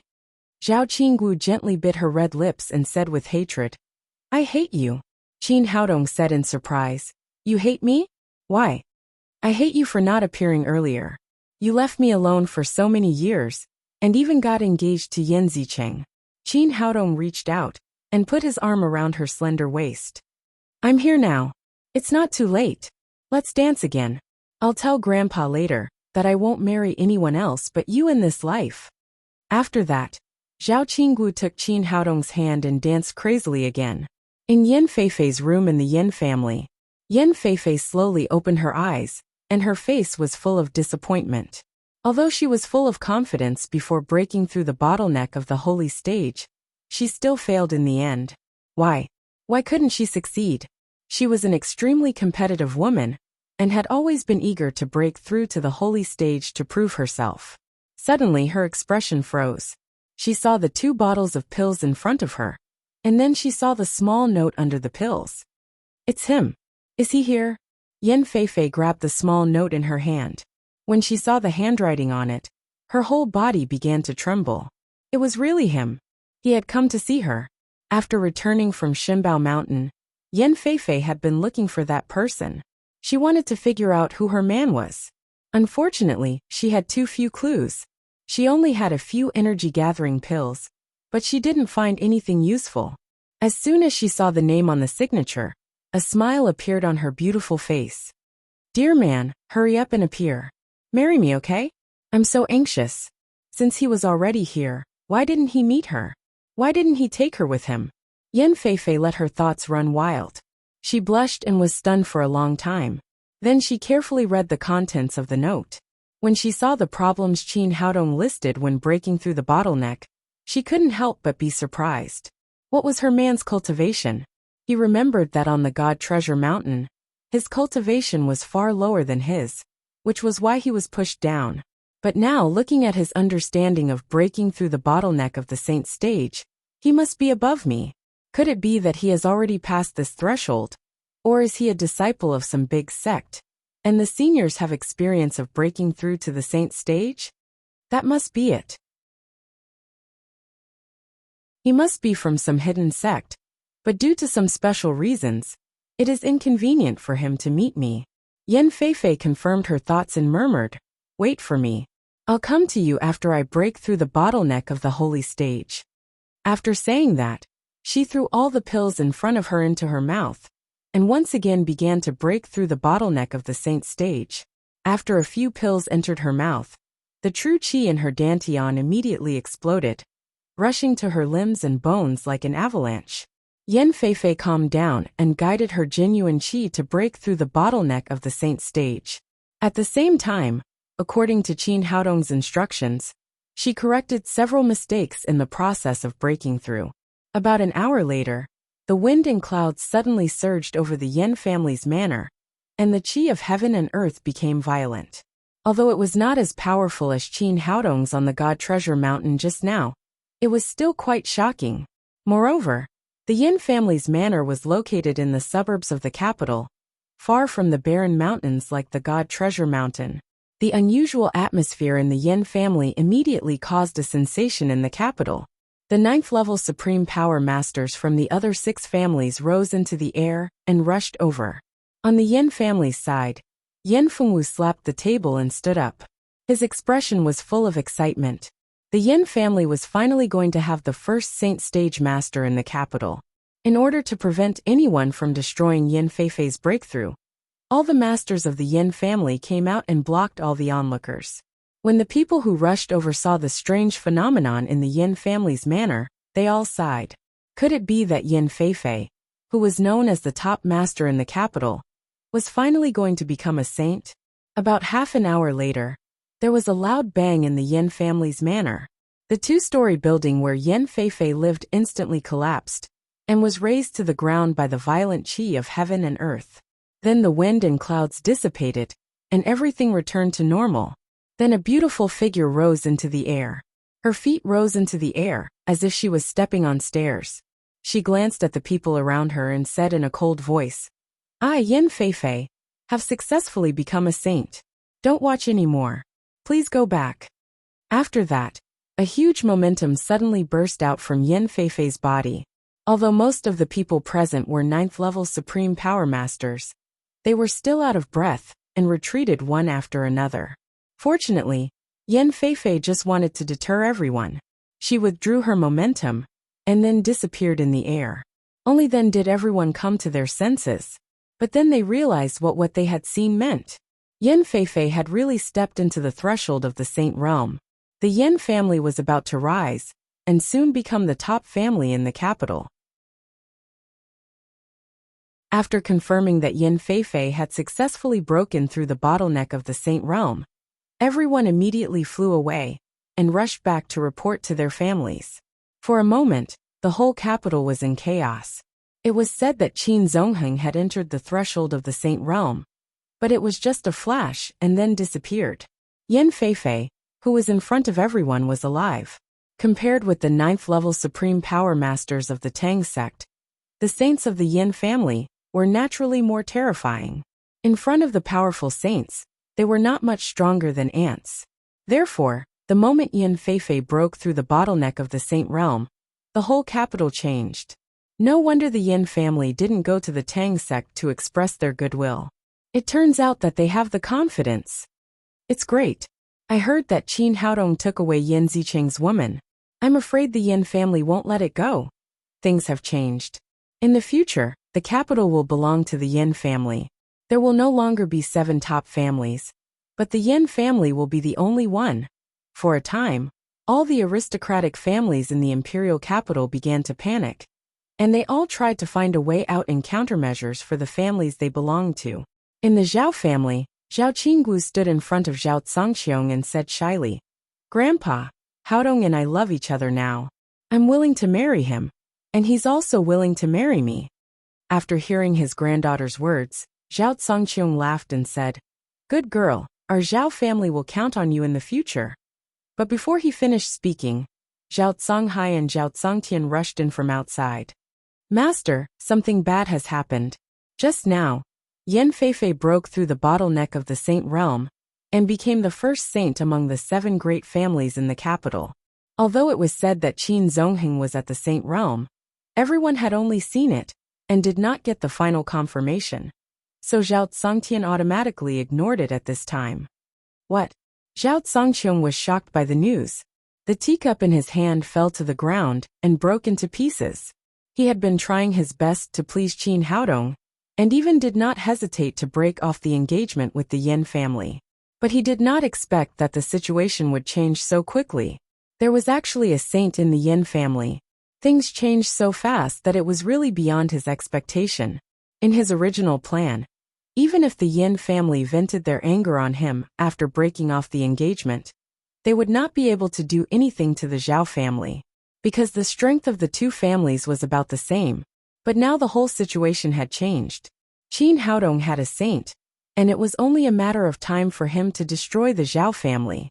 He calmed himself down and said to the 2 of them, "Are you sure that Yin Feifei is now a saint? It can't be hearsay, right?" Zhao Zonghai said, "We just saw it with our own eyes. Yin Feifei not only showed the unique ability of the Saint realm, but also let us feel her great pressure. This is absolutely true. Yin Feifei is a real saint, and she is really too powerful." He still had a lingering fear when he thought of the great power that Yin Feifei had just shown. After confirming the news again, Zhao Zongtian sat on the sofa dejectedly. After a moment of silence, he said to the 2 elders, "We just broke off the engagement with the Yin family, and now there is a saint in the Yin family. What do you think we should do?" Zhao Zongtian said, "Now we can only break off the engagement with the Tang sect and send Qinggu to the Yin family. They will deal with her as they see fit." I hope they can give us a way out for the sake of the marriage alliance. Otherwise, the Zhao family will really be finished this time. Zhao Songhai said. Yes, we really have no ability to resist in the face of a saint. Hearing that the two were going to send her to the Yen family for a marriage alliance, Zhao Qinggu suddenly turned pale and exclaimed, No, I won't marry into the Yen family this time no matter what. Zhao Tsongtian said coldly, Do you want to see our Zhao family destroyed? Zhao Songhai sighed and said, Girl, it's not that we don't care about your feelings, but this time the situation is special. If we can't win the forgiveness of the Yen family, our Zhao family will be completely finished this time. No, I don't care. Zhao Qinggu cried crazily. Haodong and I love each other. I won't marry anyone else in this life. I won't marry anyone else. Zhao Tsongtian snorted coldly and said, You don't know how terrible a saint is. If you offend the Yen family, I'm afraid that the Tang sect will no longer exist tomorrow. Who will you marry then? Zhao Tsongqiong came to his senses and hesitated for a moment before saying, That's the only way. I'll go to the Tang sect now to break off the engagement. No, I can't break off the engagement. I'm Qin Haodong's woman when I'm alive, and I'll be Qin Haodong's ghost when I die. I'll never marry again in this life. Zhao Tsongqiong's face darkened and he said, How can you, a woman, interfere in the family's affairs? After that, he waved his hand and called 2 servants over. Take the young lady away and keep a close eye on her. She's not allowed to leave the room without my order. Grandpa, you can't do this. What else did Zhao Qinggu want to say?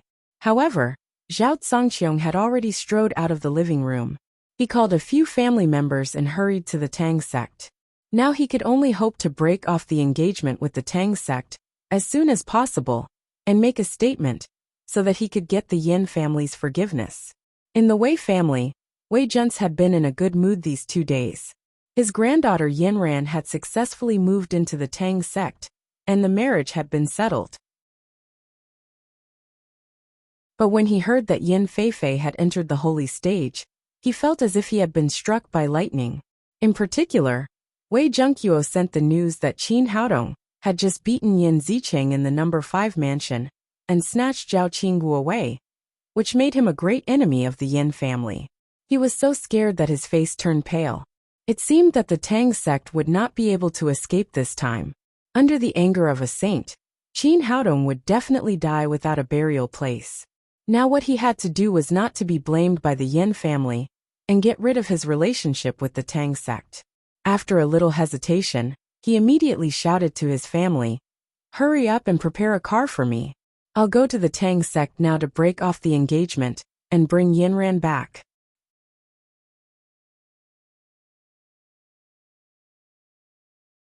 Chapter 705. In the Han family, after receiving the news that Yin Feifei had become a saint, Han Wuji, the head of the family, made a prompt decision and immediately led his people to the Tang sect. There was only one purpose, which was to break off the engagement and cut ties with the Tang sect. In the Qi family, after receiving the news that Yin Feifei had become a sage, Qi Guofan, the head of the family, immediately called several core members together to discuss how to deal with it. What do you guys think we should do now? Qi Yilong said anxiously. Patriarch, what are we waiting for? We have to bring Wan'er back as soon as possible. Otherwise, not only will Wan'er lose her life, our Qi family will also be implicated. As Qi Wan'er's father, he was naturally worried about his daughter's safety. Qi Yuhu said, Yes, Qin Haodong just took Yin Zicheng's woman and offended the whole Yin family. Yin Feifei has hated the Qin family for many years. Now that they know that Qin Haodong is Qin Zonghing's son, I'm afraid that they will immediately kill him. The Tang sect is completely finished. Qi Guofan said hesitantly, but Wan'er is very stubborn. It's impossible for her to come back with us. Qi Yilong shouted, This is a matter of life and death. We can't let her be willful anymore. Even if we have to tie her up, we have to tie her up and bring her back. All right then, let's go to the Tang sect now. Qi Guofan hesitated for a moment, but in the end, he still decided to go to the Tang sect. In the Yin family, Yin Zicheng ran back with a face full of dust. As soon as he entered the house, he saw that everyone in the family was happy, and their faces were full of joy, as if they had just celebrated the spring festival, which made him very surprised. At this time, he happened to meet Yin Zixiao. He stepped forward and asked, "Big brother, what happened? Is there any good news in our family?" "Ziqing, you still don't know, right? Just now our aunt Yin Feifei broke through the bottleneck of the saint realm. Now she is already a saint.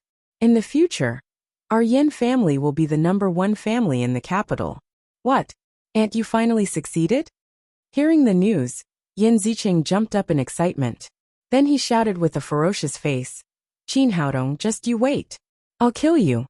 As he spoke, he hurriedly ran into the manor. In the hall of the Yin family, Yin Feifei was sitting in the middle. At this point, the family master was not as noble as her. Yin Fengwu and the people of the Yin family surrounded Yin Feifei like stars surrounding the moon. "Feifei, congratulations on officially stepping into the ranks of saints. This is the fortune of our Yin family. I've long known that Feifei has been extraordinary since she was young. She will definitely achieve great things in the future. With Feifei supporting our Yin family, we will be the #1 family in the capital in the future."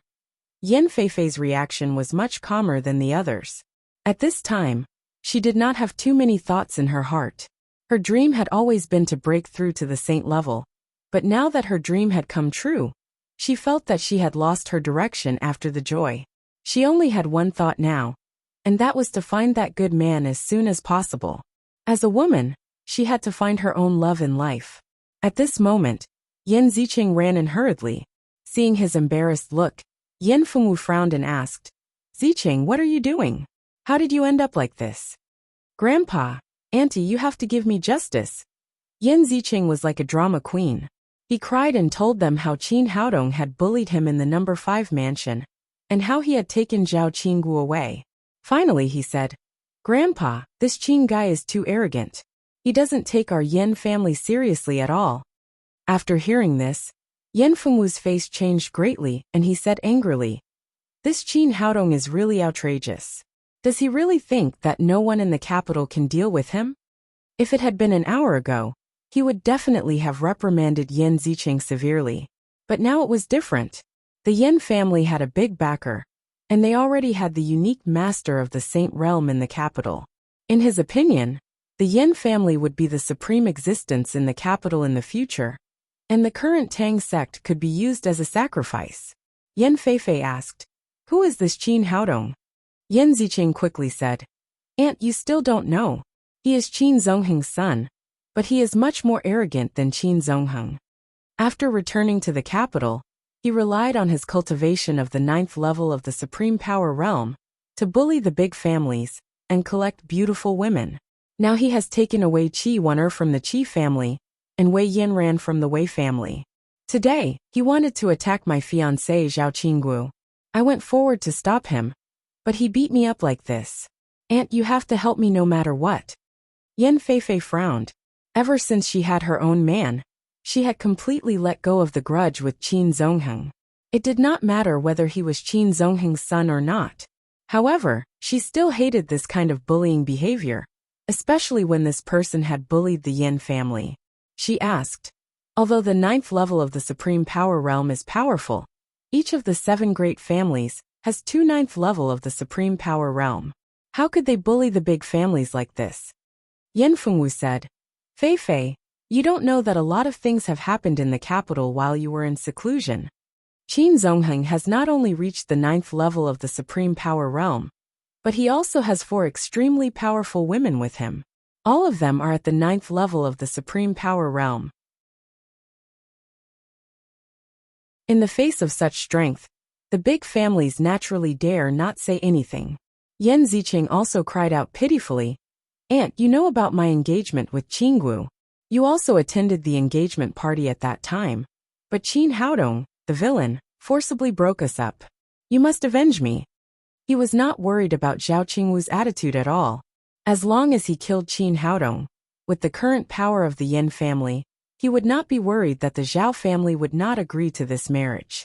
He was afraid that he could not wait to send Zhao Qinggu to his bed immediately. How could there be such a thing? Yin Feifei had never been a good-tempered person. She hated bullying people to the extreme, and she could not tolerate it when it came to the Yin family. She said with a murderous look, "Where is Qin Haodong? Take me there immediately. How dare he bully the people of our Yin family? I want to see how many heads he has." "That's great, Aunt. I'll take you there now." Yin Zicheng agreed, and turned his head to lead the way. He rushed to the Tang sect with Yin Feifei excitedly. Yin Fengwu gathered all the people of the Yin family, and followed closely behind. Destroying the Tang sect was a chance for the Yin family to prove themselves. After today's battle, the Yin family would be above the other 6 families. In order to make a bigger scene, Yin Fengwu did not use a car. Instead, he took everyone on foot, and rushed to the Tang sect in a mighty manner. In the Chu family, Chu Shanha sat in the seat of the family master with a gloomy face. His family had just eased the relationship with his grandson, but Yin Feifei had actually reached the saint realm. What should he do next? This was also a test for his family. He glanced at the crowd below the stage and said in a low voice, "Everyone tell me, what should our Chu family do now that Yin Feifei has become a saint?"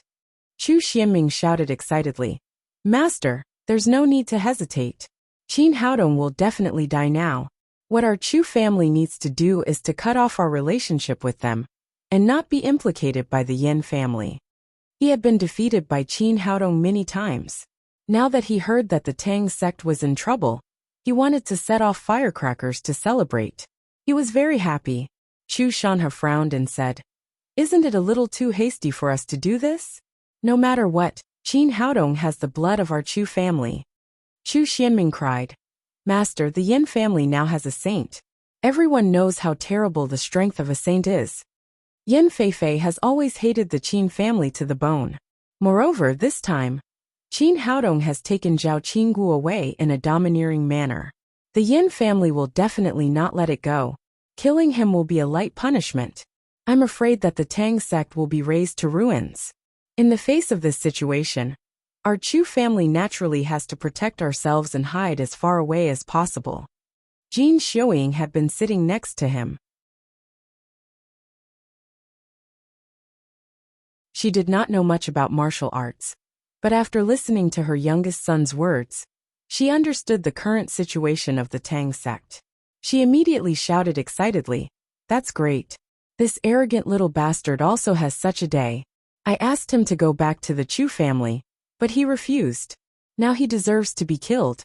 Speaking up to hear, she shouted to the new housekeeper, "Hurry up and inform the kitchen to make a few more good dishes. Our Chu family needs to have a good celebration. After killing this little bastard, I can live for a few more years." Chu Xuanli frowned and said, "Mom, how can you do this? After all, Xiangyue is your daughter and Haodong is also your grandson." Jin Xiuying cried, "I only have grandchildren in my life. I don't have any grandchildren. As for that unfilial daughter, I don't want her." Chu Xuanli shook his head. He could do nothing about this stubborn mother. Jin Xiuying shouted again, "Don't worry about me. Call Mingli back. When you sent him to Qin Haodong's place, I didn't agree. Now he might lose his life with him. Call my grandson back quickly." Chu Xianming also said, "Yes, big brother, call the 2 children back. Otherwise, Yin Feifei may really kill them in a fit of anger." As he spoke, he secretly rejoiced in his heart. Fortunately, Qin Haodong had not agreed to accept his 2 children into the Tang sect. Otherwise, he might have lost his life at any time. "No," Chu Xuanli said. "Although we are reasonable and wise, Hui is a descendant of our Chu family, but they've already joined the Tang sect, so they should live and die with the Tang sect. There's no reason for them to run away." Jin Xiuying said angrily, "Boss, is your head rusty? Do you want our Chu family's descendants to die with that bastard surname Qin?" Chu Xuanli said stubbornly, "Life and death are up to fate. Whether it's a blessing or a curse, it's their own blessing. Anyway, we can't call them back." "You're crazy."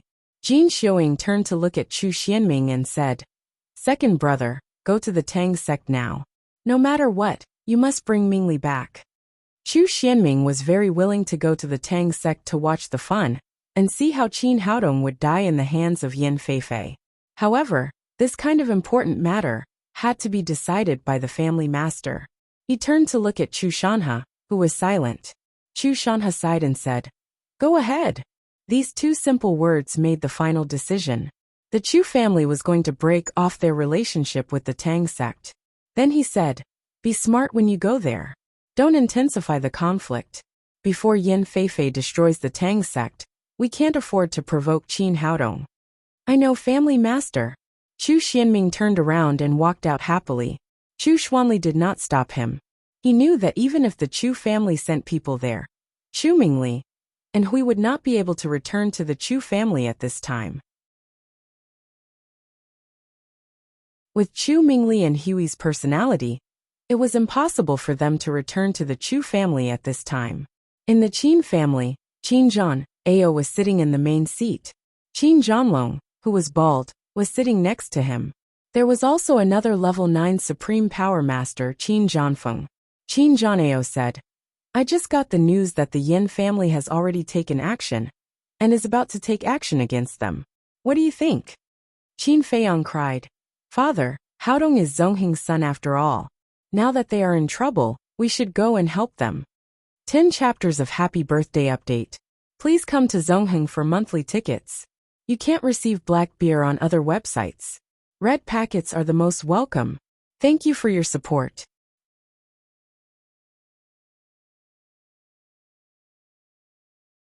Chapter 706.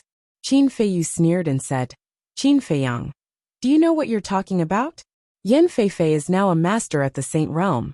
Do you want our family to perish together with the Tang sect?" Qin Feiyang said anxiously, but Qin Zhanlong interrupted him and said, "No buts. Everything is for the sake of the family. Since Qin Haodong doesn't agree to join our Qin family, he has nothing to do with us. Now we must get rid of him, or we will be angry with the Yin family. At that time, we won't be able to bear the anger of a saint." Qin Feiyang still wanted to say something, but he was stopped by Qin Zhanlong. "Feiyang, I know how you feel, but our Qin family really can't help you in this matter. Even if we go, what can we do? Even if our whole Qin family fights, we can't withstand the anger of a saint. Moreover, because of Yin Feifei's escape from the marriage, she has always been dissatisfied with our family. It's good enough that she didn't come to make trouble for us at this time. If we are careless, our whole family will be destroyed." Well, although Qin Feiyang was anxious, he knew that Qin Zhanlong was telling the truth. He fell silent for a while. Strength determines everything. The Yin family has a Saint Realm master, so they have great strength now. They can decide the fate of other families. And our Qin family can't sit still and wait for death. Qin Zhanao said, as he took out a small jade bottle from his arms. "This is the Saint Elixir I bought at the auction. According to the seller, this elixir can increase the possibility of a level 9 Supreme Power Master reaching the Saint Realm by 50%. The Energy Gathering Elixir and Spirit Culturing Elixir from the auction have all been taken by the martial artists of our family. The effect is very, very good. I don't know who made these elixirs, but they are comparable to immortal elixirs." He looked up at the 2 level 9 Supreme Power Masters, Qin Zhanlong and Qin Zhanfeng. It can be inferred that the effect of this Saint Elixir will not be bad. I wonder who has the courage to try it. After returning from the auction, he did not take out this Saint Elixir. At that time, there were only 2 level 9 Supreme Power Masters in each family. He did not want to take this risk. But now the situation had changed greatly. The Yin family, which had always been at odds with the Qin family, had a saint. If they did not find a way as soon as possible, the Qin family would be next after the destruction of the Tang sect.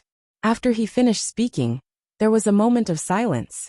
Qin Zhanlong and Qin Zhanfeng both stared at the saint pill in front of them.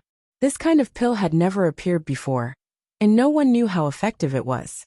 Eating it could allow one to become a saint, but it could also cause one to suffer from qi deviation and be consigned to eternal damnation. After a minute of silence, Qin Zhanlong gritted his teeth and said, "Master, I'm willing to give it a try." He was the great elder of the Qin clan, and was also the oldest. If he could not break through to the saint level, even if the Yin clan did not come looking for trouble, he could only live for about 10 more years. When he thought of this, he decided to give it his all. Firstly, It was for the Qin clan. Secondly, it was worth it to sacrifice 10 years of his life. Once he broke through to the Saint Plane, he would have at least 50 years to live. That's good. From now on, the fate of our family is in your hands. Qin Zhan, Ao handed the Saint pill to Qin Zhanlong. At the same time, he sighed in his heart. If he hadn't forced Qin Zongheng to leave back then, the Qin family wouldn't have fallen into the current predicament. Qin Chong had been listening. At this moment, his heart was filled with hatred. He didn't care about the future of the Qin family. He only cared about whether the Tang sect would be destroyed by Yin Feifei. After the meeting of the Qin family, he immediately rushed out of the house. He wanted to see how Qin Haodong would be killed by Yin Feifei with his own eyes. After Qin Haodong parted ways with Zhao Qingguo and returned to the Tang sect, he saw Ma Wenjue waiting in front of his door with Kim Jihyun's help. Ma Wenjue's face was pale, and he was in low spirits. On the contrary, Kim Jihyun, who had just been seriously injured, had a ruddy face. She was like a different person from when she had just been brought back. How much blood did this guy lose to her? He wouldn't drain himself dry, would he? It seemed that this guy was really desperate to save the damsel in distress. However, when the two of them stood together, they really looked like a good match. After seeing Qin Haodong, Kim Jihyun knelt on the ground and said, "Mr. Qin, I beg you to avenge me. As long as you can avenge our Kim family, I will do anything to repay your kindness." Qin Haodong glanced at her and said faintly, "The reason why I saved you this time is that we've known each other before. As for your family, I have nothing to do with you, and I have no reason to avenge you." Kim Jihyun said with tears in her eyes, "Mr. Qin, more than a dozen members of my family were killed. Please, only you can avenge me now." Ma Wenjue also said, "That's right, Haodong. Look at how pitiful Jihyun is. Please help her." Qin Haodong's face was still calm, but he secretly shook his head in his heart. His best friend had fallen so quickly. He said, "Since Wenjue is speaking for you, then tell me what happened to your family? I'll see what happens." "It's all because of that bastard Kim Tong-hai." Kim Jihyun gnashed her teeth and said, "Kim Tong-hai was originally a distant branch of our Kim family, but he was smart and good at making others happy. So he won the trust of my grandfather and let him join the core of the Kim family. Once, my grandfather accidentally told me that he had a treasure map when he was drunk. He kept it in mind and secretly told this news to Cha Tae-hang, the boxing saint of South Korea. From Cha Tae-hang, he got a great deal of benefits. Cha Tae-hang coveted our family's treasure map, so he suddenly killed more than a dozen members of our Kim family. My grandfather and father risked their lives to protect me and escape. The black tortoise jade pendant you gave me blocked Kim Tong-hai's fatal blow, so I escaped to Huaxia. I know you are a master, and only you have the hope to avenge our Kim family, so I rushed to the capital to find you. I didn't expect that I would be intercepted by Kim Tong-hai, and then saved by you. When Qin Haodong was in Shanghai, he knew that Kim Jihyun would have a bloody disaster, so he gave her the black tortoise jade pendant and finally saved her life." "Who is Cha Tae-hang, the boxing saint?" "Cha Tae-hang is the only saint-level master in our country, and he is known as the boxing saint." "A saint-level master?" Qin Haodong frowned and asked. "With Cha Tae-hang's cultivation, I'm afraid he won't covet your family's treasure map, right? It's said that our Kim family's treasure map is related to an ancient site. If we can find that treasure, we are likely to become a peerless master, so Cha Tae-hang is greedy." Qin Haodong's heart skipped a beat and he said, "An ancient site? Then why doesn't your family look for the treasure?" Kim Jihyun said, "The treasure map is very strange and not particularly detailed. My grandfather did try several times, but unfortunately, he didn't find the location of the treasure." Qin Haodong said, "This is an internal dispute of your country. As a Huaxia person, it's not convenient for me to get involved. As a friend, I can let you live here to avoid Cha Tae-hang's pursuit, but forget about revenge. Mr. Qin, you can't ignore it. You're my only hope for revenge." Qin Haodong said, "But you also said that Cha Tae-hang is a saint-level master, and I'm just a 9th-level supreme power master. Even if I want to help you, I can't. Let's stop this matter." But you're already a 9th-level Supreme Power Master at the age of 20. I believe that you will definitely become a saint in the future. And you will definitely have the strength to help our Kim family get revenge. Kim Ji-hyun's eyes flashed with hatred as she said, as long as you can help our Kim family get revenge, I'll be yours. You can do whatever you want, and I'll give you the treasure map. Seeing Ma Wonjua's murderous eyes, Chin Haodong quickly said, forget about me. Just give me the treasure map. He had used up all the upper-level spirit stones in the 12 zodiac, but his cultivation had just reached the early stage of the Yuaning realm. If he wanted to improve further, he would need more upper-level spirit stones. If this treasure map really showed an ancient site, it was very likely that he would find opportunities to improve his cultivation, and even more upper-level spirit stones. Kim Ji-hyun did not hesitate at all. If she could not get revenge, it would be useless to keep the treasure map. She took off the 2 10-centimeter high heels on her feet, then grabbed the heels and turned them hard. It turned out that the heels were alive. After opening them, there was a hollow hole inside. She took out a roll of yellow parchment from each heel and put them together to form a map. Chin Haodong took the map and looked at it. It was exuding strong spiritual qi. It was indeed something left behind from ancient times. It could be seen that this map was not a fake forged by later generations. However, after looking at it for a long time, he still could not figure out what this place was. He rolled up the map and said, I want this map, and I can promise to help you get revenge, but you can't be in a hurry. I can only do it when the right time is right. Although it was not difficult for him to kill Cha Hengtahang with his current cultivation, he did not want to expose his cultivation now, so he could only wait. Okay, I can wait. Kim Ji-hyun was not completely blinded by hatred and nodded in agreement. At this moment, Chin Haodong and Ma Wonjua suddenly raised their heads and looked in the direction of the Yin family's manor. They felt the changes of heaven and earth brought about by Yin Feifei's breakthrough. Ma Wonjua was shocked. What's going on? Could it be that someone has transcended mortality and entered sainthood? Maybe. A faint smile appeared on the corner of Chin Haodong's mouth. It seemed that his elixir was effective. Yin Feifei had indeed made a breakthrough. Chu Mingli and Chu Ming didn't have much time. Hui hurriedly ran over. Chu Mingli said anxiously, Haodong, something bad has happened. Just now, my father said that Yin Feifei has reached the saint realm and is coming here with the Yin family. It seems that they are here to make trouble for you. Before Chin Haodong could speak, Chi Wan Wei Yin ran. Feng Wu and the others also rushed over. They had all heard the news that Yin Feifei had entered the saint realm through their own channels. Chu Xianyue was also a supreme power expert. When she heard the news, she immediately panicked. She took Chin Haodong's hand and said, Son, why don't you hide quickly? Yin Feifei originally hated us because of your father. Now that she has become a saint, she will definitely kill you when she comes. Why don't you go out and hide first? Let me deal with this. Chin Haodong frowned. He had just thought about helping Yin Feifei break through and did not think so much. Now it seemed that it was really a little troublesome. It was very easy to deal with Yin Feifei. The difficult part was how to make his mother accept this marriage. Feng Wu still did not know the news of his breakthrough. Seeing his serious expression, she thought that he was worried about how to deal with Yin Feifei. She stepped forward and said, Do you want me to invite Master? Chin Haodong waved his hand and said, No need. I can solve it myself. Chu Xianyue said anxiously, Son, what are you going to solve? Run quickly, or it will be too late later.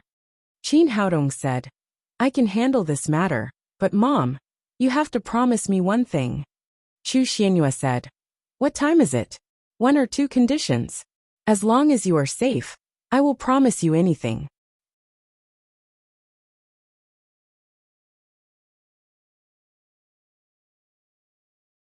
Chapter 707. Chin Haodong smiled slyly. He took Chu Xuanyue's hand and said, Mom, this is what you said. You have to promise me whatever I say later. I agree. Agree. I'll agree to anything you say. Chu Xianyue said anxiously, Go quickly. Yin Feifei will be here soon. After Qin Zongheng ran away from the marriage, Yan Feifei kept shouting that she wanted revenge. Chu Xianyue naturally knew this very well. When did I say I was leaving? Qin Haodong smiled and said, such a small thing can't scare your son away. The people of the Yin family surrounded Yan Feifei and rushed to the Tang sect. Yan Zicheng took the lead and acted as a guide. The Han family, Wei family, Zhao family, and Qi family were originally here to break off the engagement. But unfortunately, they were a step too late. They could only follow behind the Yin family and watch from afar, waiting to act according to the situation. As for Chu Xianming from the Chu family, he had come to watch the fun. As for Chu Mingli and Chu Ming, he did not care about Hui's life or death at all. She was not his child anyway. Qin Chong was far behind the crowd. He didn't want to do anything here. He just wanted to see how Qin Haodong would be killed by Yan Feifei. A group of people arrived in front of the Tang gate. Yan Zicheng pointed at the magnificent gate and shouted, "Aunt, this is Qin Haodong's lair." Yan Fengwu was full of vigor now that he had the support of a saint-level master. He waved his hand to his subordinates and said, "Tear down this gate." The people of the Yan family agreed, and were about to take action when Yan Feifei suddenly raised her hand and shouted, "Wait a minute." She was now the supreme existence of the Yan family, and her words were even more effective than the patriarch's. After hearing her order, everyone immediately stopped.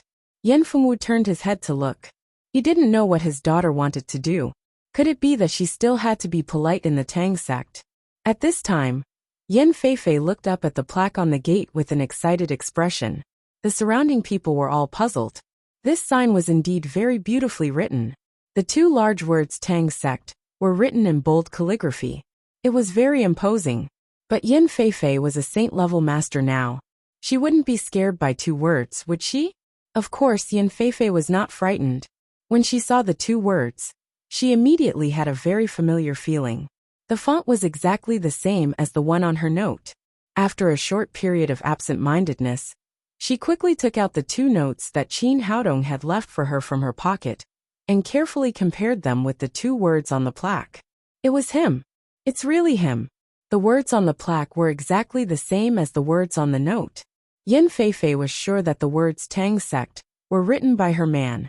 At this moment, the security guards of the Daddy Security Company in front of the door rushed out together. Although they were facing a strong enemy, these people were experienced soldiers who had faced countless life and death situations. Naturally, they would not retreat. Yan Feifei put away the note and moved slightly. In an instant, she appeared in front of a security guard.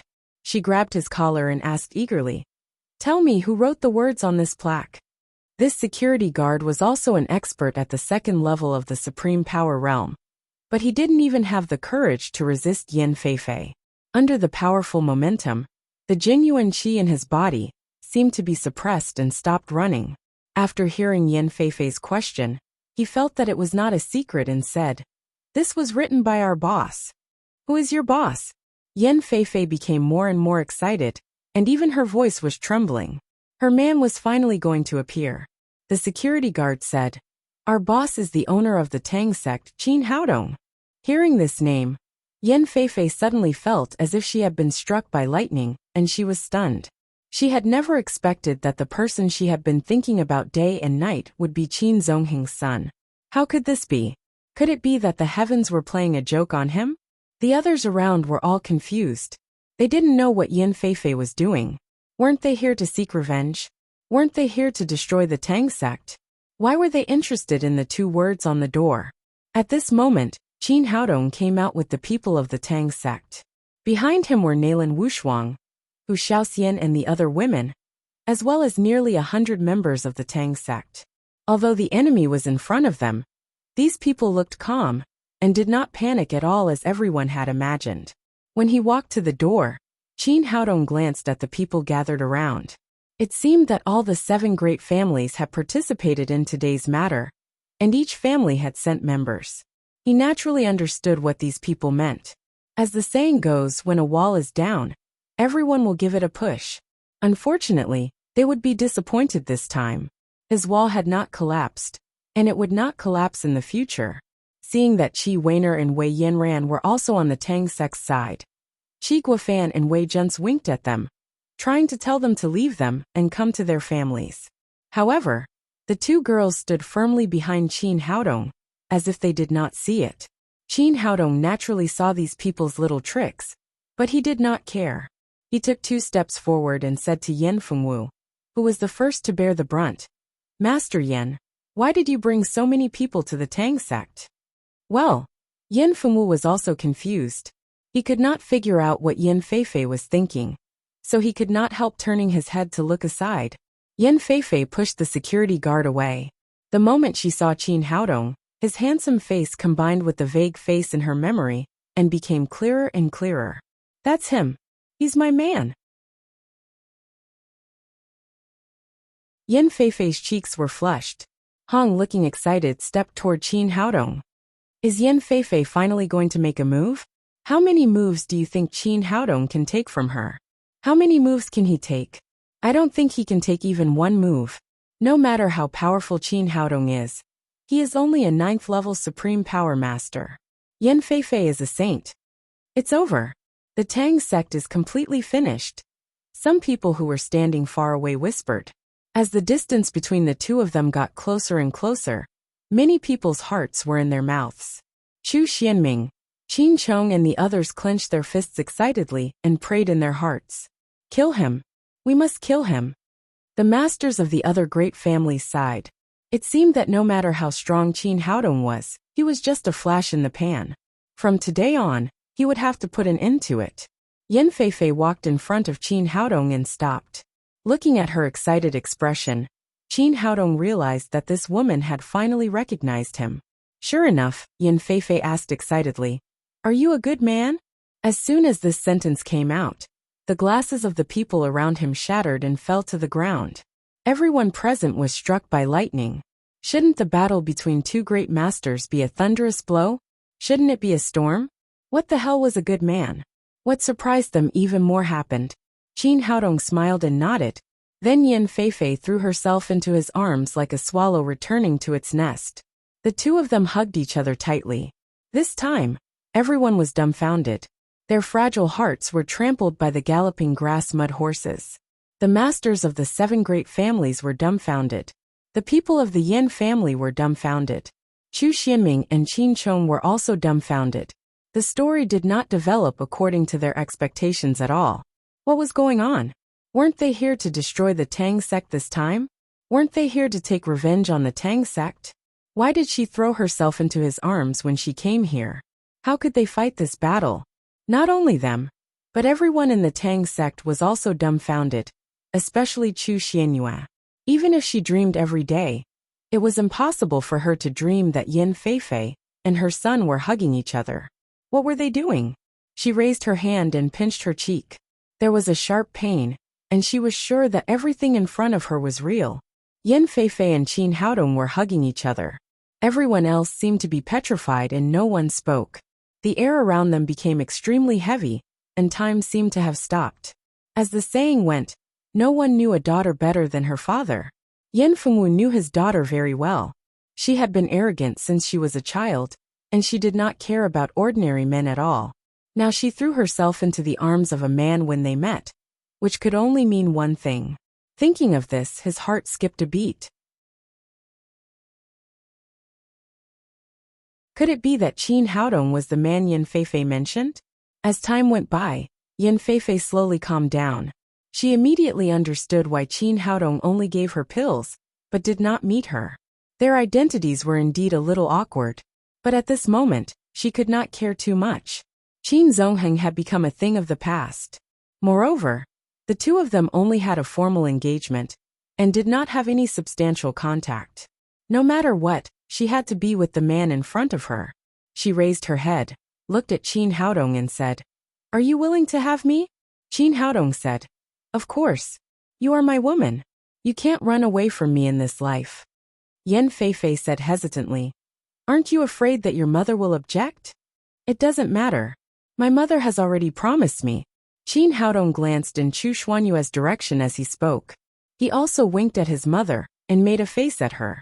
Only then did Chu Xianyue realize that she had just fallen into her son's trap. But now that things had come to this point, she could not object. Finally she changed her mind.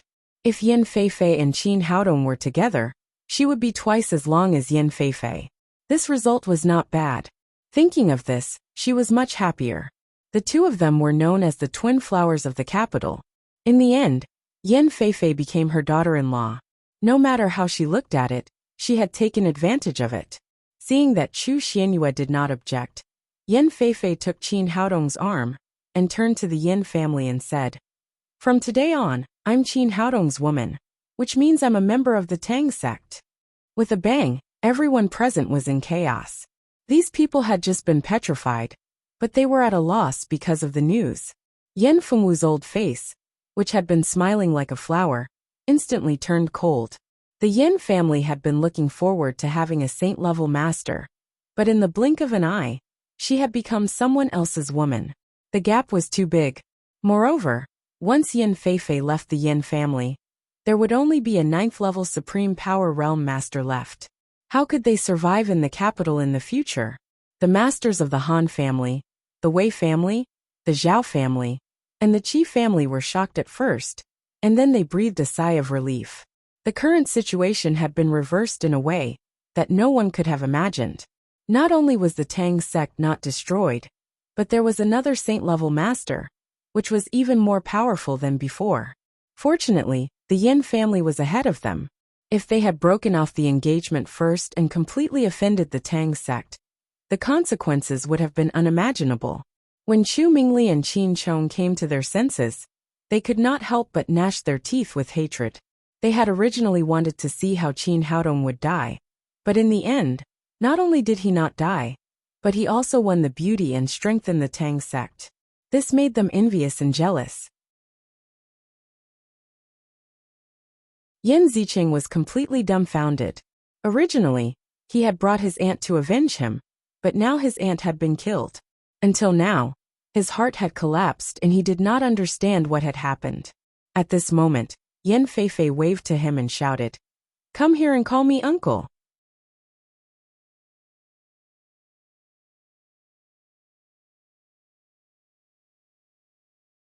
Chapter 709. B** There are no rules at all. As soon as he finished speaking, Jin Xiuying roared angrily. Yin Feifei was once engaged to Qin Zongheng. Now this bastard is with Yin Feifei. Where are the rules of the ancestors? Is Chu Xianyue crazy? How could she agree to such a thing? People like him who have no rules will never be allowed to enter our Chu family. Everyone in the Chu family looked at each other in silence. They really didn't know what this old lady was thinking. She made it seem as if the Tang sect wanted to curry favor with the Chu family. Now the Chu family couldn't invite them even if they wanted to. Chu Xuanli said, "Mother, you can't say that." Although Yin Feifei was engaged to Qin Zongheng did not agree and ran away on the day of the wedding. From this point of view, Yin Feifei has nothing to do with Qin Haodong. Why can't they fall in love freely? That won't do.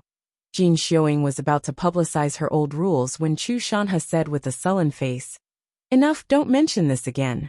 In the future, no one in the Chu family is allowed to provoke the Tang sect, and no one is allowed to disrespect Qin Haodong. Otherwise, they will be punished according to the family rules."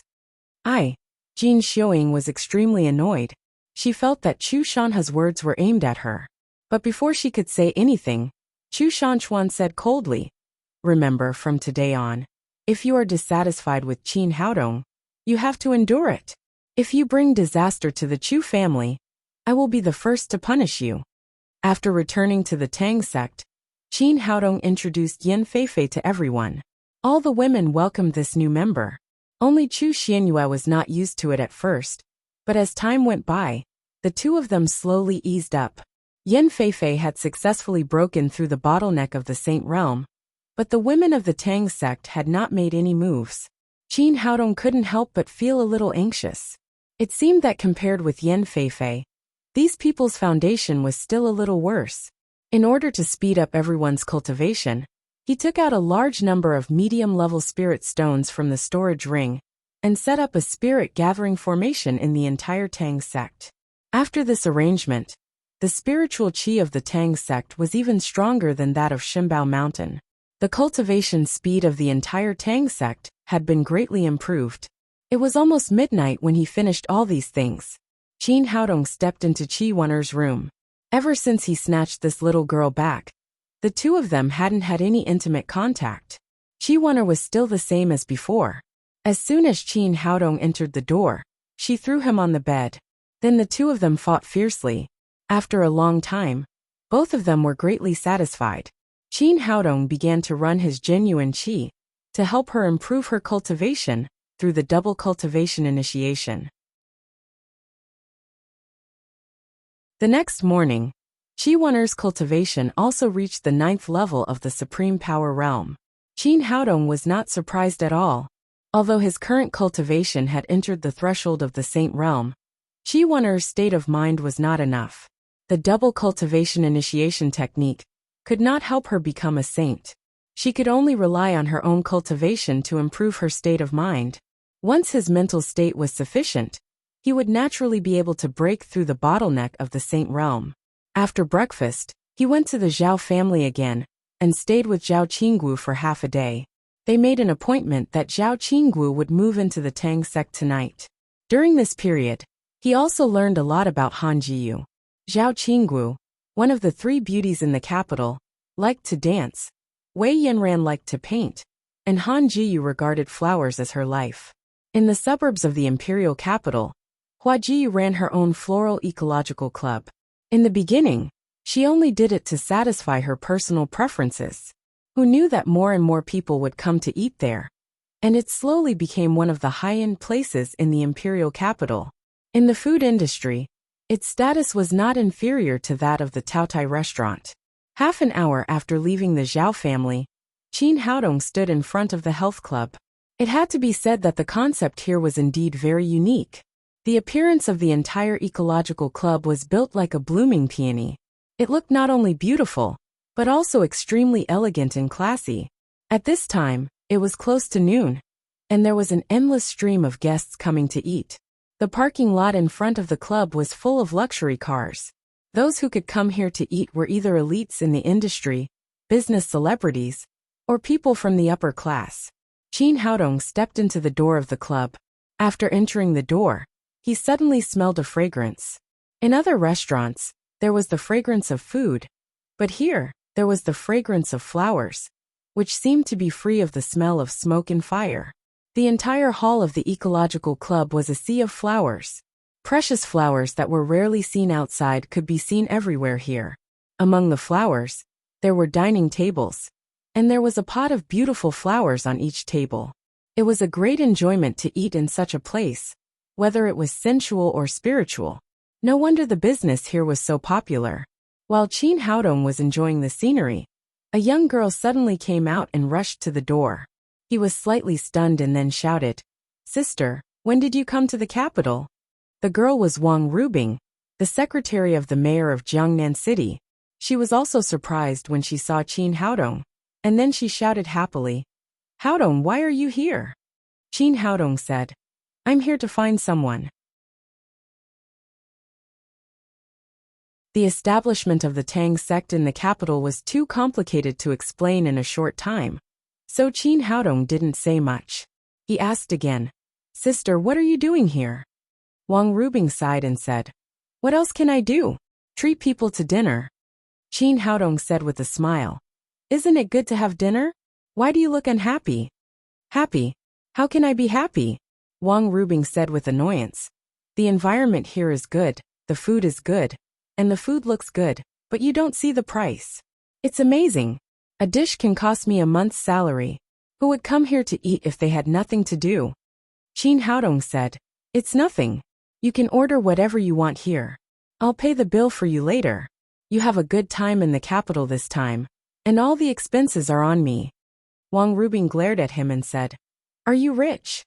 Qin Haodong really wanted to say that he was rich now, but he didn't dare to say that in front of Wang Rubing. Otherwise, he would be questioned for 3 days and 3 nights. Wang Rubing said, "Actually, I'm not alone. Mayor Li is also here.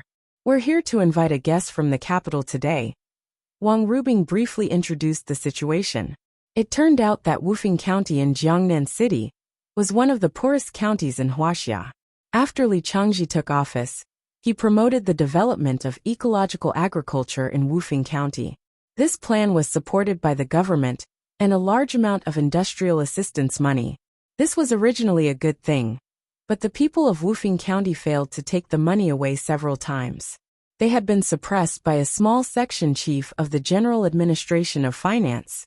Li Changji had no choice but to go in person and take Wang Rubing to the capital, hoping to bring the money back to Jiangnan province. Speaking of this, Wang Rubing said angrily, "That person is just a small section chief. His rank is not much higher than mine, but he is more arrogant than the mayor. It really pisses me off." Qin Haodong smiled. There was an old saying in Huaxia that it was easy to meet the king of hell, but it was difficult to resist the little devil. Some people at the grassroots were really difficult to deal with. He said, "Are you and Mayor Li going to invite that person to dinner today?" "Yes, we're inviting that person to dinner." Wang Rubing said discontentedly, "This is Mayor Li's treat out of his own pocket, but that person set the place here, saying that the environment is elegant. The environment is good, but the consumption has also increased. I just looked at an ordinary private room, and the minimum consumption is more than 30,000 yuan. Mayor Li is not very rich, so I booked a table in the hall." Qin Haodong said, "In fact, it's not necessary. I said that you can spend as much as you want here. I'll pay the bill later." Wang Rubing shook her head and said, "Forget it. With Mayor Li's temper, he won't agree when he comes." Qin Haodong smiled and did not force her. He said, "If you can't handle this matter, I can help." Wang Rubing was his sister, and Wufeng County was his hometown. He was very willing to do something for his hometown. This is the capital. Do you think it's Jiangnan? Moreover, he is from the General Administration of Finance. Although he is not a high official, you can't help him. Wang Rubing did not know much about Qin Haodong's background. She thought that he was just looking for someone to do something in the capital. Naturally, she did not want to cause trouble for her brother. "Well, you can do it first. If you can't do it, I'll help." Wang Rubing did not take his words seriously and said, "Mayor Li and the senior section chief will be here soon. I'll go out to pick them up." After saying that, she hurriedly walked outside. After Wang Rubing left, Qin Haodong was about to find a waiter to ask where Han Jiyu was when a young man came in from outside. The man looked to be in his 30s. He wore a pair of gold-rimmed glasses and looked gentle. His suit was well ironed, and his hair was neatly combed. He carried a toolbox in his hand. It seemed that he was not here to eat. As soon as he entered the door, the lobby manager of the club greeted him warmly. "Mr. Ma, you're here. Miss Han is waiting for you inside." The young man nodded and followed the manager inside. Qin Haodong heard that this man was going to see Han Jiyu, so he did not bother to ask and followed them inside. The staff in the hall thought that he was the young man's follower, so no one stopped him. The manager led the way in front of them, through the hall of the club in front. After walking through a long corridor, they came to the flower shed behind the club. After entering, the warm air blew on their faces, and the temperature was much higher than in the hall of the club. Looking around, Qin Haodong was slightly surprised. This flower shed was so big that he could not see the end of it at a glance. It seemed to be dozens of acres wide. There were all kinds of flowers everywhere in the flower shed, including almost all the flowers that people could imagine. The fragrance of the flowers was so strong that it was suffocating. However, for some reason, the flowers here were all wilting. Many of them had entered a state of wilting, as if they had been in a drought for a long time. In this kind of artificial flower shed, there should not be such a thing as a drought. Inside the flower shed, many workers were constantly spraying water on the flowers, but the effect was not obvious. Many of the flowers' leaves seemed to have been roasted, and there was a withered yellow color in the withering. In front of the flower shed, a tall woman with a delicate face was looking at these flowers anxiously. From her eyes, it could be seen that she really felt heartache for these flowers. There were 7 or 8 florists standing next to her. These people looked at the withered flowers in front of them and kept shaking their heads and sighing. They were all well-known florists in the capital. Some of them had even worked with flowers for a lifetime, but they had never seen such a strange disease.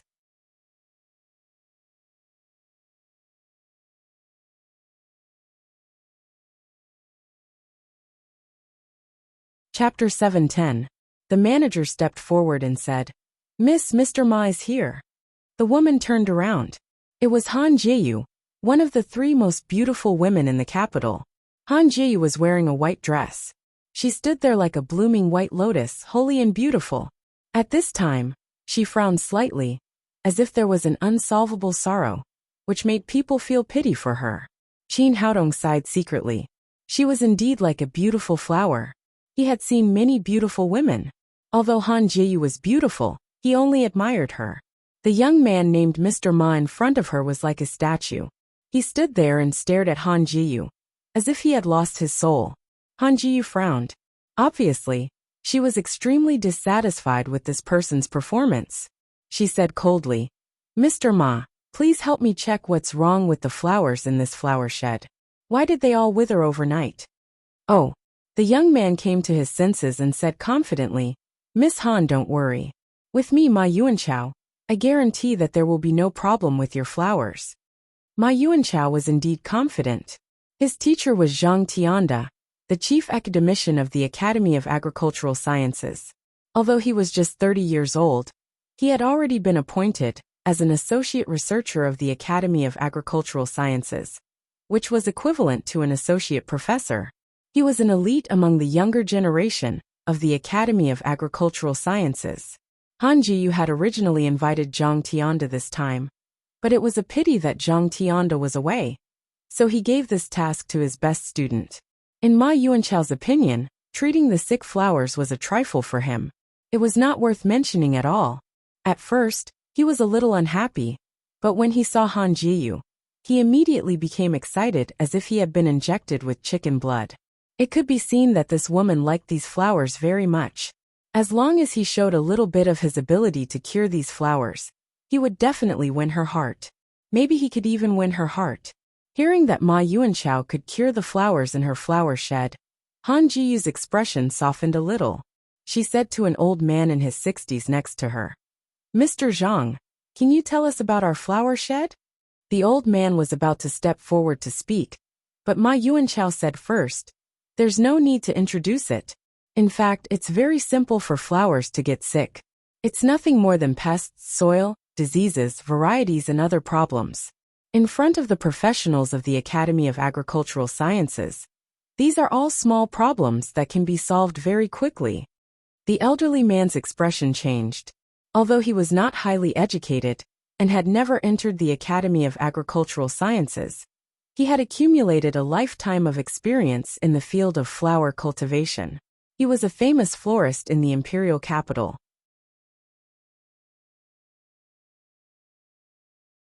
If it was really as simple as Ma Yuanchao said, he would have solved these problems a long time ago. He was naturally dissatisfied with Ma Yuanchao's arrogance and said coldly, "Then ask the experts of the Academy of Agricultural Sciences to take a look and see what's wrong with these flowers." Ma Yuanchao naturally saw the old man's dissatisfaction, but he ignored it and said to Han Jiyu with a flattering face, "Miss Han, don't worry. Give me 20 minutes, and I will definitely find the root of the problem." After saying that, he opened the toolbox, put on a pair of gloves, took out a magnifying glass, and began to carefully examine the flower shed.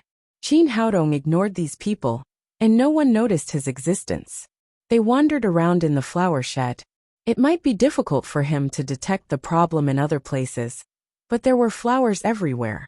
As the Emperor Greenwood, these plants were like his eyes, nose, and ears. Soon he found the problem. After walking around, he returned to the crowd. At this time, Ma Yuanchao was holding a magnifying glass in his hand and observing a pot of golden-rimmed roses. This pot of roses used to be very lush, but now it had withered and the blooming flowers had shrunk. There was no breath of life at all. The temperature in the flower shed was very high. It seemed that Ma Yuanchao had not found the root of the problem. He looked anxious, and the sweat on his forehead dripped into the flower pot. The old man surnamed Zhang looked at his watch and said coldly, expert from the Academy of Agricultural Sciences. It's been half an hour. Didn't you say that you could find the root of the problem in 20 minutes? Should there be a result now? Ma Yuanchao's face was full of annoyance. At first he was still full of confidence, but after seeing these flowers, it actually did not match up with the knowledge he had learned.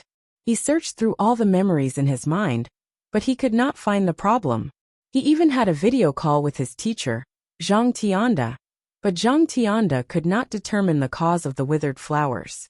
He put away the magnifying glass, raised his head and said awkwardly, The problem here is too complicated. I have to take the soil samples and the sick flowers back for a detailed test. But Miss Han, don't worry. As long as you give me 3 days, I will definitely find the root of the disease. Han Jiyu originally had great hope for the expert invited by the Academy of Agricultural Sciences, but her face immediately darkened after hearing his words. It had only been more than 10 hours since they found the problem last night. Half of the flowers had withered and died. If they waited for another 3 days, even if they found the problem, there would be no more living flowers in the entire flower shed. The old man surnamed Zhang sneered and said, You were so sure just now that you can find the root of the problem in 20 minutes. Now you need 3 days. Can you do it or not? At this moment, a clear voice said, He can't do it. Let me do it. Everyone looked in the direction of the voice, and saw a handsome young man standing there, looking at them with a smile. Hearing this person say that he could not do it, Ma Yuanchao said angrily, Who are you? Han Jiyu said in surprise, Mr. Ma, isn't he the person you brought here?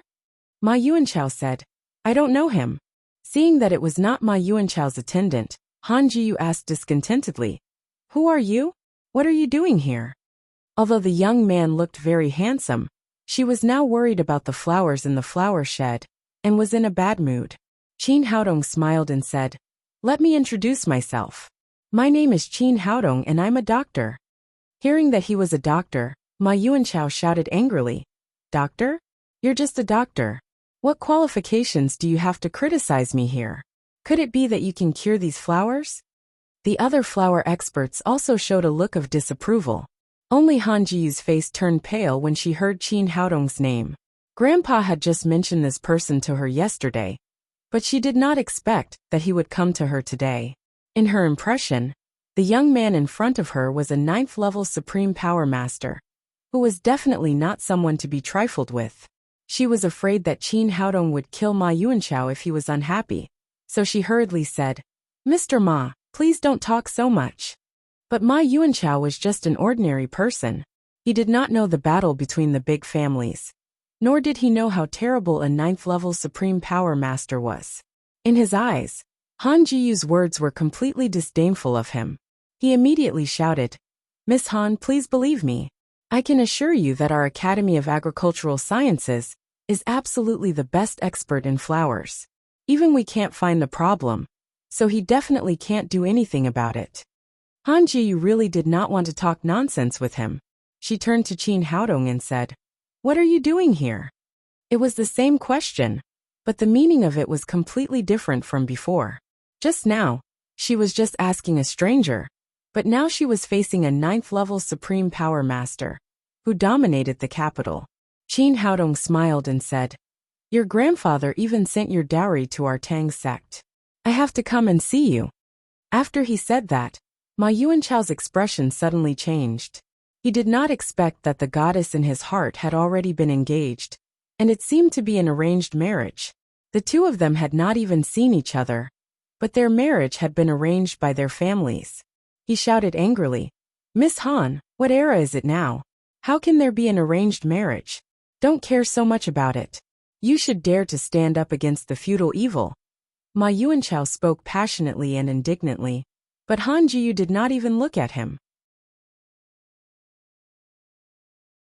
She continued to say to Qin Haodong, I can admit the engagement between us, but if you come here like this, even if you get my body, you can't get my heart. Miss Han, you can't give up like this. You have to dare to fight against an arranged marriage. Don't worry, I can help you. Ma Yuanchao shouted again, but Qin Haodong still ignored him. He smiled and said to Han Jiyu, Miss Han, how can I win your heart? Han Jiyu said, if you can cure all the flowers in my garden, my heart will be yours in the future. A charming smile appeared on Qin Haodong's handsome face. It's a deal. He was the Emperor Greenwood. It was as easy as eating and drinking for him to cure the diseases of flowers. If it were not for the special reason here, he would only need to flick his fingers to make these flowers come back to life. Although no one paid attention to him, Ma Yuanchao was unwilling to be left out. He shouted again, boy, don't force yourself. Even the experts of our Academy of Agricultural Sciences can't find the problem with these flowers. How can you cure them? Qin Haodong looked at him coldly. This fly was really annoying. The experts of the Academy of Agricultural Sciences are not immortals. Today I'll open your eyes. There's always someone better than you. As he spoke, he reached out and picked a withered rose from the pot of gold-rimmed roses under his feet. It was a flower bud, which had been in bud before. But unfortunately, it suddenly withered and became a withered flower bud. Ma Yuanchao shouted, boy, what are you doing? Even if you can't cure them, don't destroy these flowers. Han Jiyu also frowned slightly. It was obvious that she was very dissatisfied with Qin Haodong's action. But at this moment her big eyes suddenly lit up. Qin Haodong reached out and flicked the flower bud. The gold-rimmed rose, which had withered and died, not only immediately regained its vitality, but also bloomed in an instant.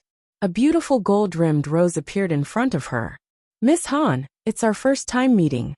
Here's a small gift for you. Qin Haodong said as he handed the rose in his hand to Han Jiyu. Thank you. After recovering from the shock, Han Jiyu stretched out her slender hand and took the flower. She was obviously very satisfied with Qin Haodong. She took the gold-rimmed rose in front of her, closed her eyes gently and sniffed it with her nose. The fragrance of the flowers made her feel particularly intoxicated. Ma Yuanchao was also shocked, but then he shouted, boy, it's just a little magic trick. If you have the ability, you can save the flowers in the garden. He did think so too. How could someone make the withered rose bloom again? He was not an immortal. He must have used magic to replace the withered rose. After hearing what he said, the others also nodded and focused their eyes on Qin Haodong. Don't worry, I'll show you what I can do now. After Qin Haodong said that, he reached out and grabbed in the air.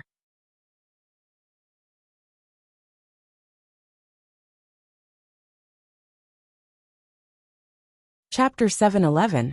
The onlookers widened their eyes, but they did not see what Qin Haodong was holding. Ma Yuanchao shouted, what are you doing? Are you trying to deceive us? Qin Haodong said to Han Jiyu, do you feel any changes? Changes? Han Jiyu felt it carefully and suddenly shouted, why do I feel much cooler? After hearing her words, the others also reacted. In such a short time, the temperature in the flower shed seemed to have dropped a lot, and the heat that made people feel irritated disappeared. Ma Yuanchao said, everyone is waiting for you to treat the flowers. Why do you care whether it's cool or not? Does it have anything to do with you? Ignorant man. I'll show you what I can do now. After that, Qin Haodong stomped his feet and shouted, open! Following his shout, all the flowers and plants in the entire flower shed were like soldiers who had received orders. They bloomed with vitality, and beautiful flowers bloomed one by one. The decaying flower shed instantly turned into a sea of flowers. The fragrance filled the air and enveloped the whole place. The people in the flower shed were shocked by the scene around them. They could not believe it was true. Why is the longevity flower blooming? Its flowering period is from January to April. Why is it blooming now? Oh my God, look, these iron trees are also blooming. A middle-aged florist pointed to an iron tree next to him and shouted in surprise. As everyone knew, it was very difficult for iron trees to bloom. Even if there were one or two branches, it was very rare. But now there were many flowers blooming. Look, the epiphyllum is also blooming. The so-called short-lived epiphyllum was extremely rare. This kind of epiphyllum usually bloomed late at night, and its flowering period was very short. They did not expect that it was blooming now. The people present were like Granny Lu entering the Grand View Garden. They looked around and kept exclaiming. It was no wonder that they were so shocked. Qin Haodong's shout just now even made the bristle grass next to them blossom into small flowers. Ma Yuanchao opened his mouth wide and stood there as if he had been frozen. He could not believe all this. It was completely unscientific. Could it be that the young man in front of him was an immortal? How was this possible? Han Jiyu held her hands in front of her chest and looked at the flower shed that had regained its vitality and the blooming flowers around her. She felt that her heart had lost the ability to beat. She had a special fondness for flowers since she was a child. She once secretly vowed that she would marry a man who loved flowers. She just wanted to make things difficult for Qin Haodong and vent her dissatisfaction with her grandpa's arranged marriage. But she didn't expect that this man would give her a miracle.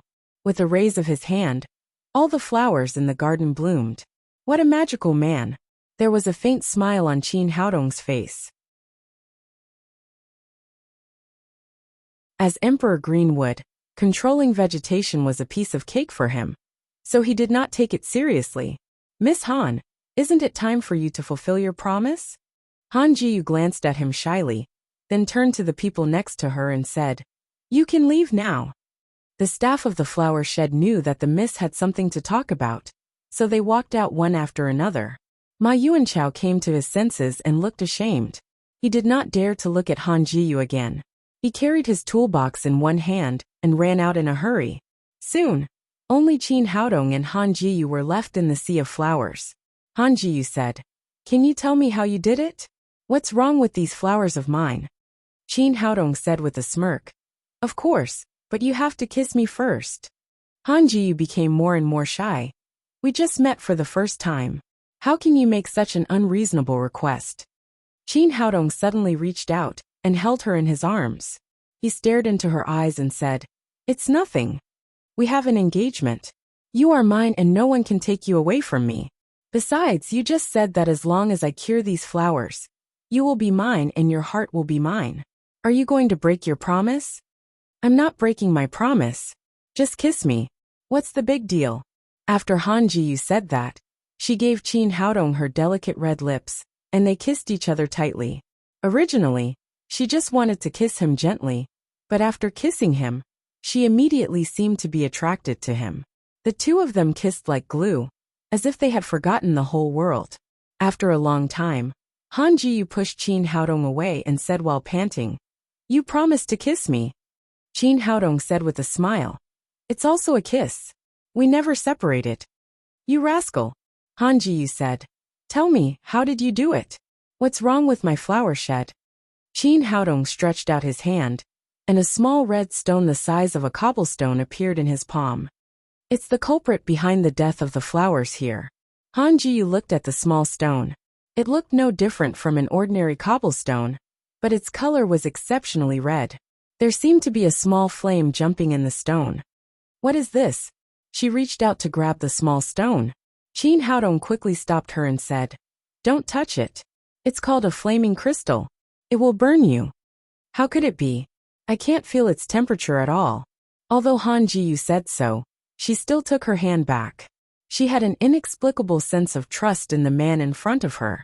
Qin Haodong said, "Don't underestimate this little thing. You can't feel its temperature because I wrapped it with genuine qi. Once I release it, the whole flower shed will be burned to ashes." He was not exaggerating at all. If he had not reached the nascent soul stage, he would not have been able to control this flaming crystal with his genuine qi. He had seen the flaming crystal in the cultivation world. It was formed by the essence of fire.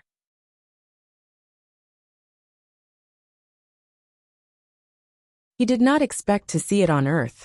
Han Jiyu said in confusion, "Do you mean that all the flowers in my garden began to wither because of it?" Qin Haodong nodded and said, "As soon as I came in, I felt that something was wrong. Not only was the temperature high, but the yang qi was also too strong. The reason why these flowers withered was that they could not stand the excessive yang qi." After some investigation, he found that the flaming crystal was buried under the flowers. Just now, he used the force of his stomp to shake the crystal out of the ground, and then put it into the storage ring. "But my flower shed has been built for a few years. Why did nothing happen before?" Qin Haodong said, "Did you choose to build the flower shed here because it was warmer here?" Han Jiyu nodded and said, "Yes, the climate here is warmer than other places. Even in winter and autumn, there are flowers blooming, so I built the flower shed here. Qin Haodong said, that's right. The flaming crystal has a sleeping period, which is equivalent to hibernation of animals. It was always in a state of sleep before, so the temperature was not too high. It was just right for growing flowers. Now it shows signs of waking up, so the heat is getting stronger and stronger. Naturally, the flowers here can't stand it. Fortunately, it takes a long time to wake up. If it reaches its best state at once, there will definitely be a fire here, and the club in front will be burned to ashes. After hearing what he said, Han Ji was shocked. Fortunately, Qin Haodong came today. Otherwise, all her efforts over the years would be in vain. Well, I've solved all the problems.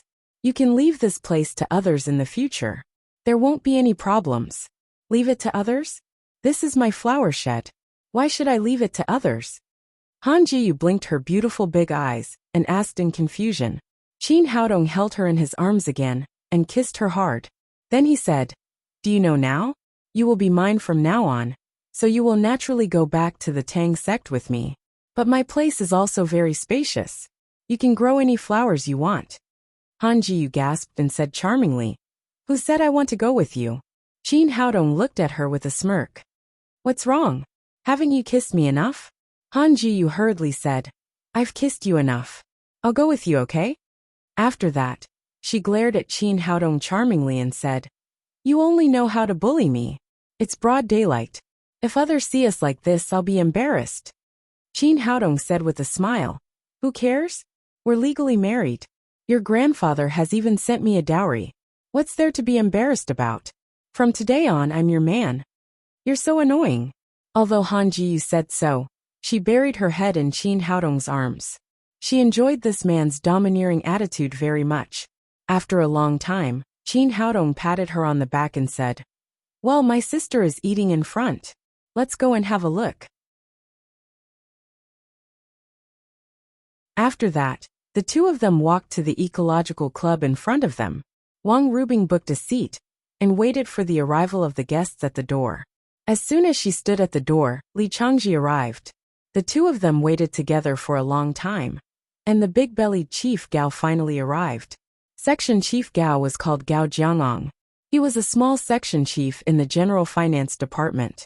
Although his position was not high, he had great power. Many of the funds allocated by the higher-ups had to go through his hands. This made him the god of wealth in the eyes of all departments. The money from Wufeng County and Jiangnan City had been approved for a long time, but he still refused to let them go. The reason was very simple.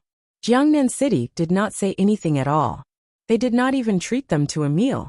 How could they let them take the money away so easily? After a period of time, Jiangnan City finally responded. Today, the mayor personally came to treat them, which made him quite satisfied. With real power in his hands, he did not make any big mistakes. He had almost eaten in all the restaurants in the capital, big and small, and he liked the Flower Square Health Club very much. He had come here several times with his superiors. He felt that the environment here was good and comfortable, and the food here tasted good. It was just a little expensive, but it had nothing to do with him. Anyway, he did not have to pay for it himself. After seeing Gao Jiangong, Li Changji and Wang Rubing immediately greeted him politely. Chief Gao, hello. We have been waiting for a long time. Although in terms of rank, Li Changji was much higher than him. A county official was not as good as a local official. Li Changji had the financial power, so he had to bow his head. Gao Jiangong was used to meeting leaders from all over the country, big and small. He was not polite to Li Changji. He patted his big belly and said in an official tone, you must be Mr. Li from Jiangnan City. I'm sorry, I'm a little late. You know the capital is very busy. Sorry to keep you waiting. It doesn't matter. We just arrived. Li Changji and Wang Rubing were polite, and then they let Gao Jiangong into the club. Seeing Wang Rubing leading him to sit in front of a table, Gao Jiangong's face immediately darkened. They don't even have a private room to treat us to a meal. What are these foreigners doing? Seeing the guy's dissatisfaction, Wang Rubing forcibly suppressed the anger in her heart and said apologetically, I'm sorry, Chief Gao. I'm a little late. There are no more private rooms here. I can only ask you to sit here.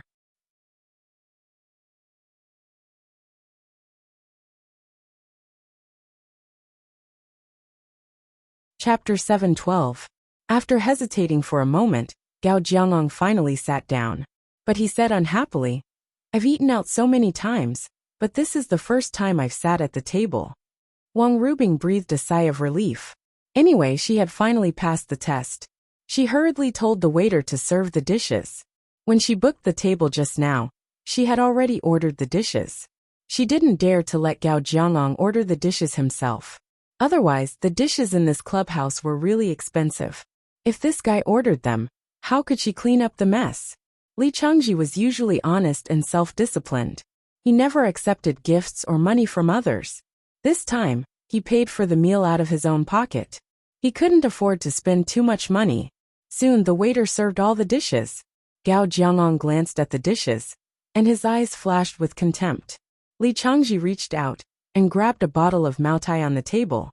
He opened the lid and poured a glass of wine for Gao Jianglong, and then poured a glass for himself and Wang Rubing. He raised his glass and said to Gao Jianglong, "Chief Gao, a glass of wine is not enough to show my respect. I'll drink to you first. Drink up." Generally, Li Changji wouldn't let a girl like Wang Rubing drink at the table. He said a few polite words and drank up the wine in the glass. Gao Jianglong didn't drink the wine in front of him. He didn't even pick up the glass. His face became more and more gloomy. As the person in charge of a department with real power, there were many people who invited him to dinner. But this time, it was a little shabby. Although he had been asked to go to the Flower Square Health Club, he was sitting in the hall like an ordinary person. He had tolerated it, but the dishes were so poor that none of the club's signature dishes were available. The most important thing was the wine. Who would drink Maotai or Wuliangye in the capital? Which one of them didn't drink red wine? Now a bottle of Maotai, which was not very old at all, was given to him. If this was seen by others, he would lose face. Sure enough, he came from a small place and didn't know the ways of the world at all. It seemed that he had to hold back the money and couldn't send it to Jiangnan City in a short time. Thinking of this, he picked up the glass and sniffed it gently. Then he put it back on the table and said with a frown, "I haven't been feeling well recently. Drinking this kind of Maotai-flavored liquor is too stimulating for my stomach. I'm sorry, I can't drink it." Li Changji and Wang Rubing looked at each other. They were not fools, so they naturally heard Gao Jianglong's dissatisfaction. However, this bottle of Maotai was ordered by them, and they spent a total of 2,000 yuan. Wang Rubing's eyes widened. The more she thought about it, the angrier she became. The money should have been allocated to Wufeng County. It had been stuck here for more than half a month, and now she hadn't seen a penny. Now, Mayor Li was treating them out of his own pocket, and the dishes and wine on the table had cost him half a year's salary. The standard was not bad, but this old thing actually thought that the Maotai wine was not good. Li Changji winked at her, indicating that she must suppress her anger. Then he said to Gao Jianglong, "Chief Gao, I'm so sorry. I didn't know that you were in poor health. Let's change a bottle of red wine right now.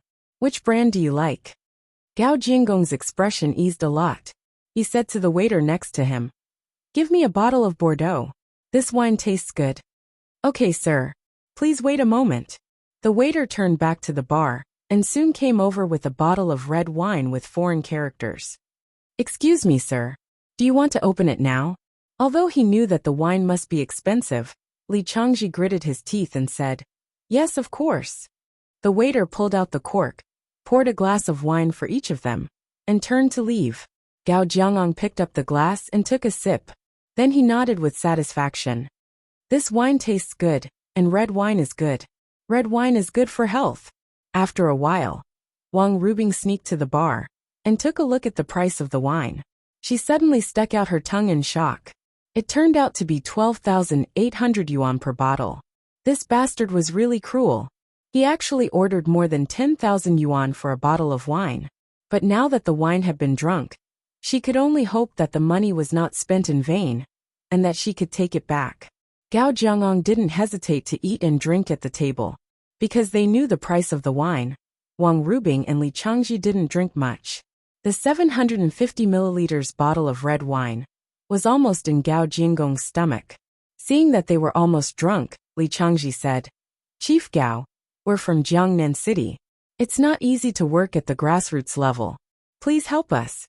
We really need the poverty alleviation fund from the state. Can you help us solve it as soon as possible? Gao Jiangong drank up the last glass of wine. But he was getting angrier and angrier. He really didn't know what people from such a small place were thinking. They just drank a bottle of wine, but they didn't call it wine. He hadn't drunk enough yet. How could they talk about it? He said with a cold face. Oldly, there are many grassroots departments in the country, and there are many poor counties. There are too many places that need money. You'd better wait for the money. Then he sneered in his heart.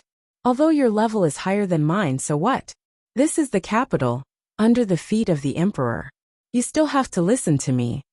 Seeing that the meal was going to be wasted, Li Changji quickly said, Chief Gao, can you make an exception? This money is used to build an ecological agricultural industrial base. If the money is in place now, it can be used for the basic construction.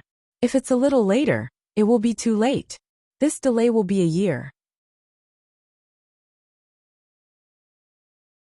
I can't make an exception, Gao Jiangong said with a sullen face. It's your job to arrange the production. My job is to allocate the money reasonably. There are too many places that need money now. There are people who have to wait here for more than half a year. This kind of thing can't be rushed. After all, the state's funds are limited. You can continue to wait in line. As he spoke, he felt a burst of disdain in his heart. Sure enough, people from a small place. I can tolerate it when they sit at the table. I can also tolerate when they order some plain vegetables instead of the signature dishes. But they only drink one bottle of wine. How can they talk about it without drinking enough wine? It seems that this money can't be released in a short time. Li Changji was a little anxious and said, Chief Gao, this money is specially approved by the state. Gao Jiangong sneered and said, Which of my money isn't approved by the state? How can I release it without approval? Isn't that a mistake? I have something to do. I'll go first. After that, he stood up and walked out of the door. Seeing that the meal was in vain, Wang Rubing could no longer suppress the anger in her heart. She stepped forward and grabbed his arm. You can't go. Gao Jiangong suddenly became angry. Sure enough, people from a small place have no manners at all. What are you doing? He turned around, shook off Wang Rubing's arm, and said angrily, Do you people from a small place have any rules? I'm telling you, there's something wrong with this money. I'll go back and re-examine it. Whether to release it or not depends on the review. No matter what, he was a tall and strong man. Wang Rubing was thrown back 7 or 8 steps by him. In the end, she failed to stabilize her center of gravity and fell backward. She was so scared that her face turned pale. At this moment, a big hand firmly supported her back and helped her up. Qin Haodong helped Wang Rubing up, looked at Gao Jiangong in front of him, and said coldly, I'll give you one last chance. Go back and handle the Poverty Alleviation Fund in Wufeng County now. It must be distributed before 8:30 tomorrow morning.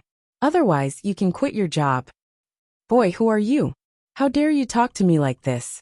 Gao Jiangong was furious. He really didn't know what was wrong with him today. But at this moment, he suddenly saw Han Jiyu standing next to Qin Haodong. Miss Han, why are you here? Although as an ordinary person, he did not know the existence of the 7 great families in the capital, he knew that Han Jiyu's identity was extremely special. Once, he came here for dinner with a deputy director, who had real power in the bureau. The deputy director had to greet this woman respectfully when he saw her, and he was not even qualified to go up to her. Later, he asked about Han Jiyu's identity. The deputy director said that she was the boss of the health club, and he could not afford to offend her.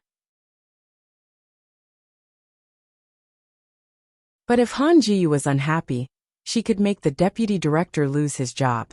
Even the deputy director could not afford to offend her, so he naturally remembered her. Every time he came here to eat, he would be very careful. Today, he saw her and hurried forward to greet her. Han Jiyu ignored his humility. She took a step forward and took Qin Haodong's arm. She said, This is my man. Do as he says. Qin Haodong was slightly stunned when he heard Han Jiyu say that he was her man. It seemed that once a woman fell in love with someone, her role would change very quickly. In fact, even if he did not use the power of the Han family, he had 100 ways to make Chief Gao lose his job, and even put him in prison. Hearing Han Jiyu's words, Gao Jiangong trembled with fear. He could take Qin Haodong's words as a joke, but this woman's words were not a joke. He quickly said, "Don't worry. I'll go back and work overtime now. The money will definitely be in place tomorrow morning." At the same time, he hated Li Changji and Wang Rubing in his heart. Why didn't they use their connections in the capital earlier? Not only did they make a fool of themselves here, but they might also offend a big shot. After that, he turned around and was about to leave. Qin Haodong shouted again, "Wait a minute, I haven't asked you to leave yet." Gao Jiangong hurriedly turned back and said respectfully, "Sir, if you have any other orders, please feel free to tell me." Qin Haodong said, "Go to the bar first and pay the bill before you leave." Pay the bill? Gao Jiangong could not help but grimace. Although he did not see the bill, he could guess that the meal would cost more than 20,000 yuan, which was almost half a year's salary. If he had to pay the bill, it would be really painful. Qin Haodong said, "What's wrong? Don't you want to pay?" Yes. Yes. Gao Jiangong nodded repeatedly. In comparison, his hat was more important than the money for the meal. He obediently ran to the bar, paid all the money for today's meal, and then left the club in disgrace. Wang Rubing and Li Changji were stunned. They didn't expect that they didn't have to spend a penny on this meal, and they could get it done. They did not expect that Qin Haodong would have such a great influence in the capital. Qin Haodong went over to greet Li Changji, and then introduced Han Jiyu.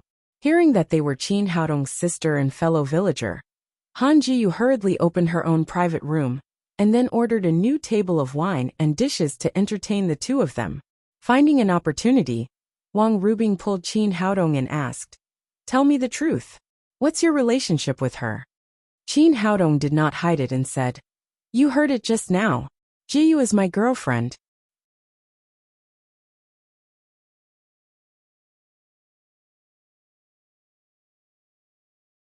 Chapter 713. Wang Rubing asked, "What about Lin Momo? Did you abandon her?" No, I'm not that kind of person." Qin Haodong did not want to talk too much about this issue.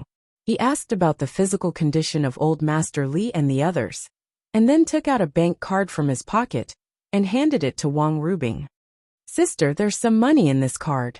Take it back and buy a bigger house in Jiangnan. Take Grandpa, Grandma, and Aunt there, and buy a decent car so that they can live a good life. If Grandpa still can't give up traditional Chinese medicine, buy him another shop and open a clinic." Wang Rubing picked up the bank card and said, "You're spending money again. Do you know how much it costs to do these things in Jiangnan?" "Of course I know. It's about 70 or 80 million yuan.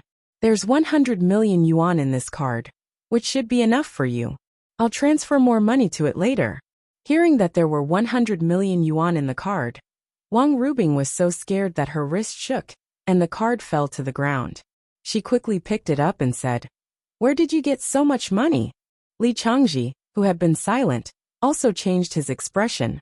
100 million yuan was definitely not a small amount.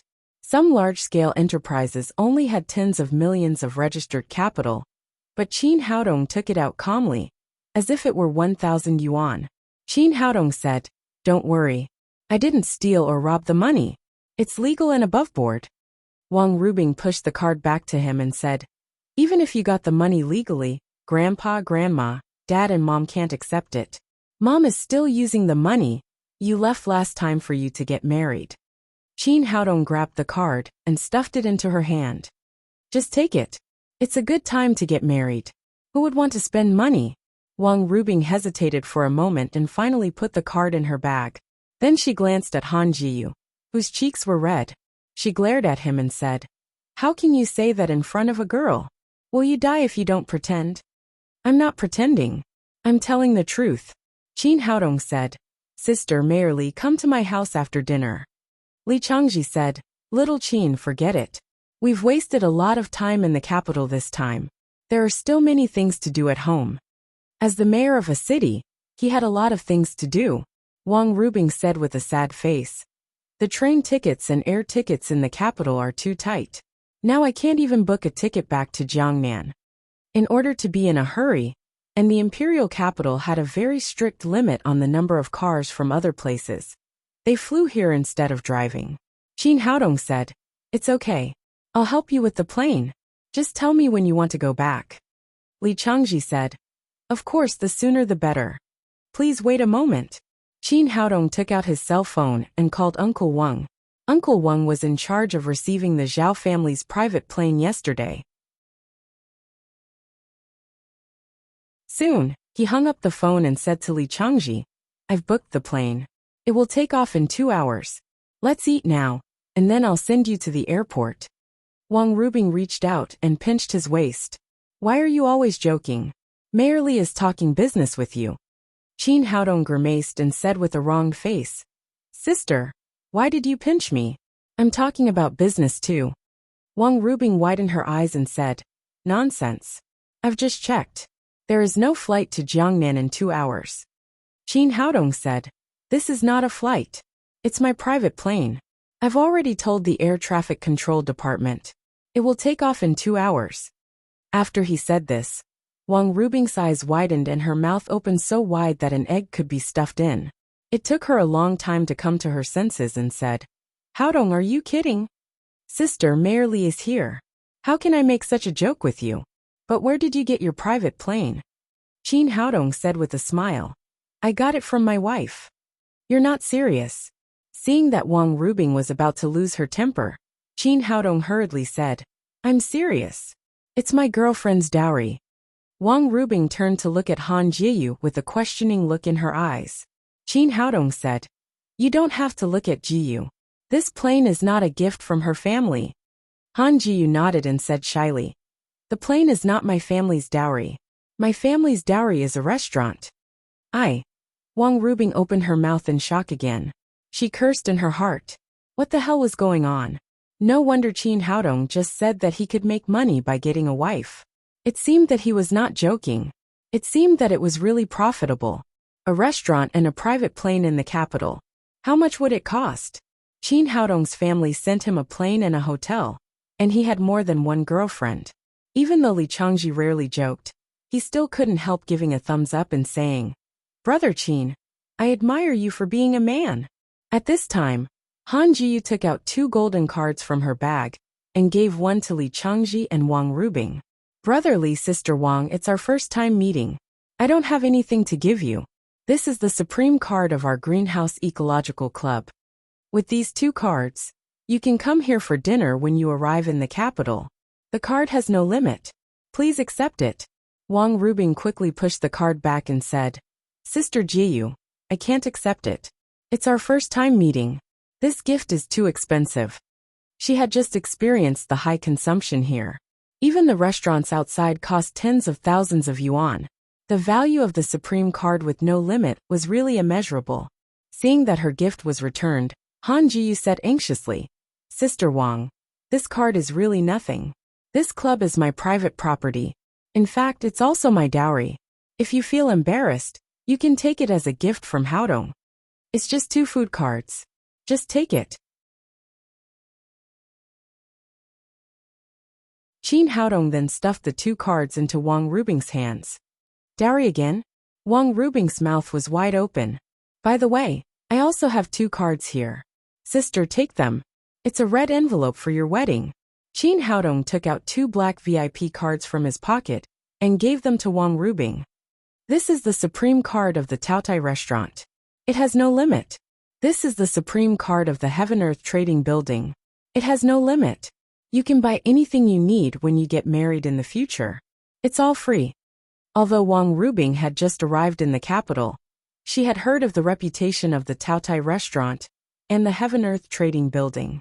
They were places for high-end people to spend money. She had never thought of spending money there. Now her brother had given her 2 unlimited supreme cards in the blink of an eye. How much were they worth? She asked hesitantly, "Brother, are the restaurants and the commercial buildings also your properties?" Qin Haodong nodded and said, "Of course. Don't worry and don't worry about it." "Is this a dowry again?" "Of course it's a dowry. Otherwise, where can I get such a big business?" Qin Haodong said confidently. At this moment, Wang Rubing felt that her heart had completely collapsed. When did marrying a wife become such a profitable business? Brother, you won't be a gigolo in the capital, will you? Qin Haodong said. Sister, what are you talking about? These are all sent by her maiden family. If you don't believe me, you can ask Jiyu. Han Jiyu nodded and said shyly, yes. Wang Rubing felt that she had nothing in common with her brother. After a simple bite, she rushed to the airport with Li Changji. Qin Haodong drove a commercial car of the club to the airport and sent them to his private plane. It was not until this moment that Wang Rubing completely believed that what Qin Haodong said was true. After sending them off, Qin Haodong looked at the time and said to Han Jiyu, let's not rush back. We have to pick someone up at the airport later. In the morning, he called Momo and said that the things in Shanghai had been completely dealt with. She and the little fellow would take an afternoon flight to the capital. This was the right time to pick them up. He took Han Jiyu to the exit of the airport hall. While waiting for them to arrive, he chatted with Han Jiyu and told her about his situation. While the two of them were talking, a boy about 7 or 8 years old suddenly rushed over on a scooter. Although the airport was crowded, the little boy didn't care at all. He just rode on his scooter and dashed around. Seeing that the little boy was about to hit Han Jiyu, Qin Haodong quickly reached out to hold her waist and moved her behind him. Only then did they manage to avoid the scooter that was rushing over quickly. They managed to avoid it, but a middle-aged man who was dragging a suitcase not far away was not so lucky.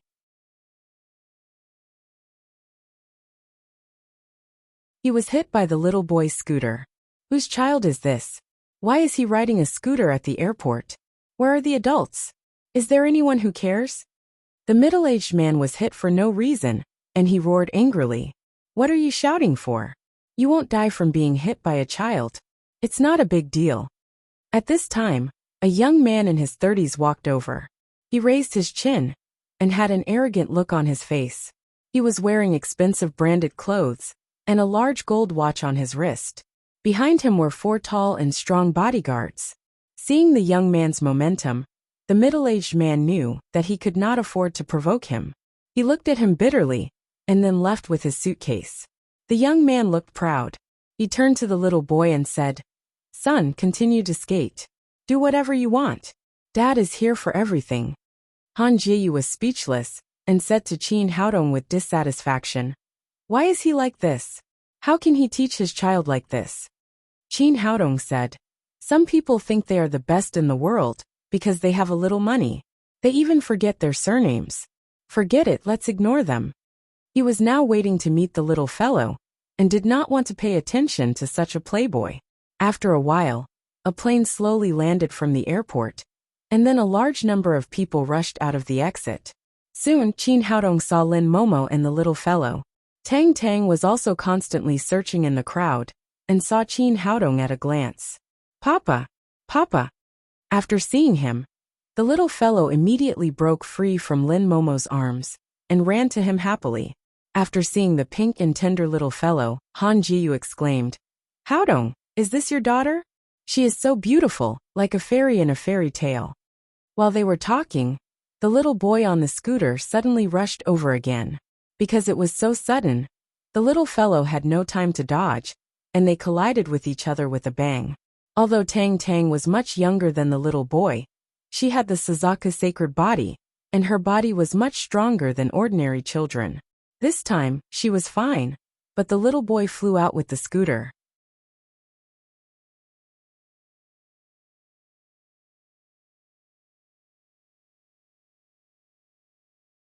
Chapter 7:14. After the little boy was knocked away, he fell off the scooter and fell heavily to the ground. When he saw that his knees were all scratched, he immediately burst into tears. After all, the little fellow was still a child. She was frightened by this sudden incident. She stood there at a loss and did not know what to do for a while. Seeing his son fall, the arrogant young man immediately rushed over. He first helped the little boy up. After checking his injury, he immediately became furious. Damned girl, you actually dared to bump into my son. He turned around and reached out to grab Tang Tang, but he grabbed nothing. He looked up and saw that the little fellow was held in the arms of a young man.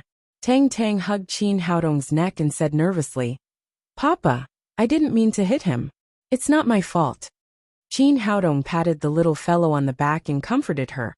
Papa, I didn't mean to hit him. It's not my fault. He was right. If the young man had not allowed his son to play with the scooter at the airport, there would not have been such an accident. His son was injured, and now Qin Haodong said that he had no manners. The young man suddenly became furious. He pointed at Qin Haodong and shouted, Boy, who are you talking about? Qin Haodong said coldly, Of course I'm talking about you. If you hadn't allowed the child to play with the scooter at the airport, how could this have happened? Fortunately, your son did not hurt my daughter. Otherwise, you would not be able to bear the consequences. It was okay that the scooter did not hit Han Jiyu just now, but now it had hit his daughter. How could he still tolerate this young man's arrogance? Fortunately, the little fellow was not injured. Otherwise, this young man would have to bear his thunderous anger. Boy, how dare you talk to me like this? Do you know who I am? Qin Haodong was about to speak when Lin Momo rushed over. Seeing that Tang Tang was fine, she turned to the young man and said, It's normal for children to have some accidents. Well, I'll pay for your son's medical expenses. How much do you want? Money. The young man smiled coldly and shouted arrogantly, Do you think I'm short of money? Qin Haodong frowned when he saw that the man was so ungrateful. What do you want? The young man shouted, I don't care who you are. Your daughter hit my son. Today, I must throw her down. At least she must fall harder than my son. Otherwise, today's matter will not be over. Seeing that this guy had gone too far, Qin Haodong's face suddenly darkened. When he was about to lose his temper, a coquettishly dressed woman came over. When she saw the young man and the crying little boy, she cried, Brother, what's going on? How did Xiaoyang get hurt? The young man said, It's all that blind little girl's fault. She just hurt Xiaoyang. Now I'm going to make her fall, at least harder than our Xiaoyang. After hearing what he said, the coquettish woman didn't mean to stop him. On the contrary, she thought it was reasonable. She looked up at Qin Haodong and shouted, Did you hear that? Hurry up and do as my brother says. Seeing that the brother and sister were so rude and unreasonable, Qin Haodong's anger rose in his heart. He said coldly, Get out of here before I can control my anger. Hey boy, you're so arrogant. The young man immediately shouted, Do you know who I am? I'm Chu Mingsong of the Chu family, the third generation of the Chu family. Your daughter just hurt the heir of our family. It's already a light punishment for me to throw her down. Otherwise, I'll break all your legs. The Chu family? Hearing that these people were from the Chu family, Qin Haodong sneered. It seemed that there was something wrong with the Chu family's education. How could they educate their children like this? Seeing that Qin Haodong was silent, Chu Mingsong thought that he was afraid. A smug smile appeared on his face. Tomorrow was the 80th birthday of the old master, Chu Shanha. He had brought people to pick up his sister, Chu Mingjiao. He shouted proudly, Hurry up and do as I say. You can't afford to offend the Chu family. Qin Haodong glanced at him coldly and said, For the sake of the Chu family, I'll give you a chance. Get out of here. Chu Mingsong was slightly stunned. He didn't expect that Qin Haodong wouldn't give him face even though he knew the Chu family. He immediately became angry and waved to the bodyguards behind him. Beat him up. First, destroy the toy boy, and then deal with the little girl. After receiving their master's order, the 4 bodyguards answered and rushed to Qin Haodong, who was holding the little fellow like wolves. But before they could touch the father and daughter, a sharp high-heeled shoe appeared in front of them, followed by a scream. It was Lin Momo. Just now, she wanted to compensate them with some money. Seeing that these people were unreasonable, she no longer showed mercy and destroyed the 4 bodyguards in the blink of an eye. Chu Mingsong was stunned. His bodyguards were all retired agents of the special department. In the past, as long as they attacked, they would succeed. He didn't expect that the beautiful woman's long legs could be so powerful. In the blink of an eye, his bodyguards were destroyed. While he was stunned, Qin Haodong came to him with the little fellow in his arms. Originally, he was also a martial artist, but under the great pressure of Qin Haodong, the genuine qi in his body stopped running. He had no ability to resist at all. Then he was kicked in the lower abdomen and flew more than 10 meters away. He plunged into the trash can below. Great, Papa is so great. The little fellow clapped her hands excitedly. Chu Yujiao stood next to him.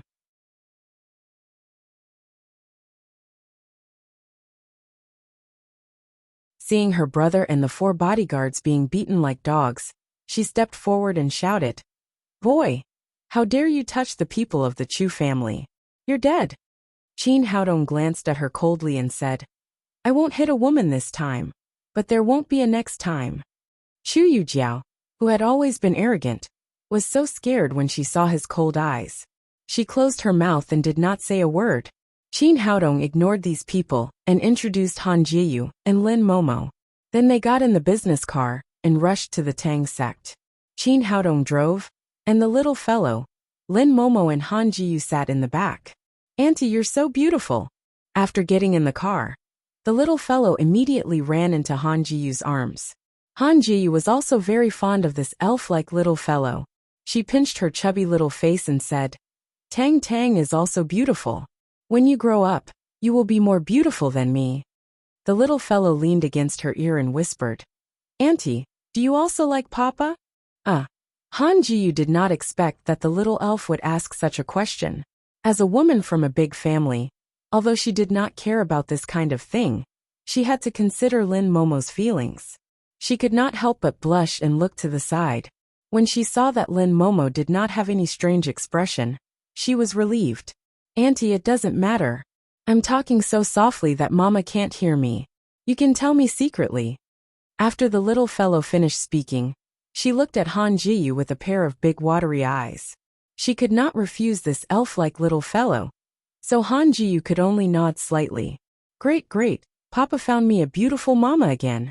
The little fellow shouted happily, and no longer wanted to keep it a secret. With the existence of Tang Tang, the atmosphere in the car became extremely cheerful, and there was laughter from time to time.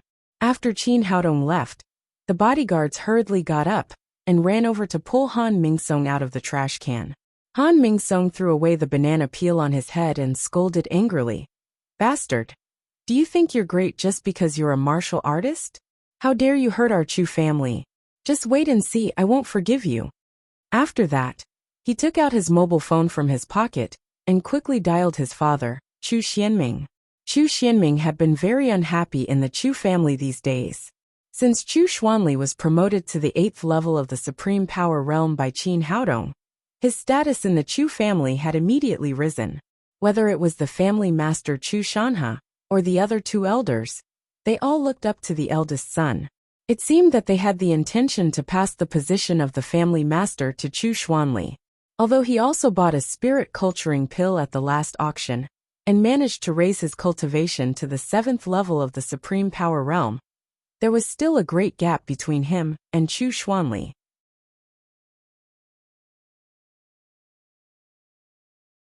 Tomorrow was the 80th birthday of the old master Chu Shanha. He wanted to take the opportunity to perform well and restore his image in the eyes of the family master. He had just called his daughter Chu Mingjiao back and asked his son to pick her up at the airport. He did not expect that he would be beaten up. After hearing the news, he suddenly became furious. It was okay that he was bullied by Qin Haodong, but someone dared to bully his son. How could he have any face in the Chu family in the future? Thinking of this, he immediately called over a few experts from the Chu clan and rushed toward the airport. He wanted to personally teach this ignorant brat a lesson and vent the frustration in his heart. Before they arrived at the airport, they saw a commercial car coming. The license plate was exactly the same as what Chu Mingsong had said. They immediately ordered their men to block the car in the middle of the road. Qin Haodong was driving when he suddenly saw several off-road vehicles blocking the road. He realized that they were looking for trouble. He stepped on the brakes and the commercial car stopped. At this time, he saw Chu Xianming jump out of an off-road vehicle with an angry face. He could not help but sneer. It seemed that the uneducated guy was his son. Like father, like son. Chu Xianming came to the front of the commercial car aggressively and shouted, "Boy inside, get out of the car. I must teach you a good lesson today." Halfway through his words, He suddenly stopped like a rooster whose neck had been grabbed. At this time, the window was rolled down and he saw the handsome smiling face inside. He did not even have the courage to say a word. He did not expect that the person his son had provoked was Qin Haodong. This little bastard of all people, he provoked this devil. When he came to his senses, he cursed Chu Mingsong's ancestors in his heart. He completely forgot that Chu Mingsong was his own son. Qin Haodong looked at Chu Xianming, who was confused, and asked with a smile, "Mr. Chu, why did you stop my car?" Chu Xianming did not dare to say that he was looking for trouble. He quickly put on a bright smile and said, "Haodong, in fact, I'm here to invite you. Tomorrow is your grandfather's 80th birthday. Please come to the birthday party with Xianyue." "I see. If there's nothing else, please get out of the way." After saying that, Qin Haodong directly rolled up the window, not showing any mercy to the second young master of the Chu family. Chu Xianming gritted his teeth with hatred, but he did not dare to show any dissatisfaction. He waved to his men behind him, and the off-road vehicles immediately moved aside and made way for him. Qin Haodong suddenly stepped on the accelerator. The commercial car roared and sped away, leaving a thick cloud of black smoke.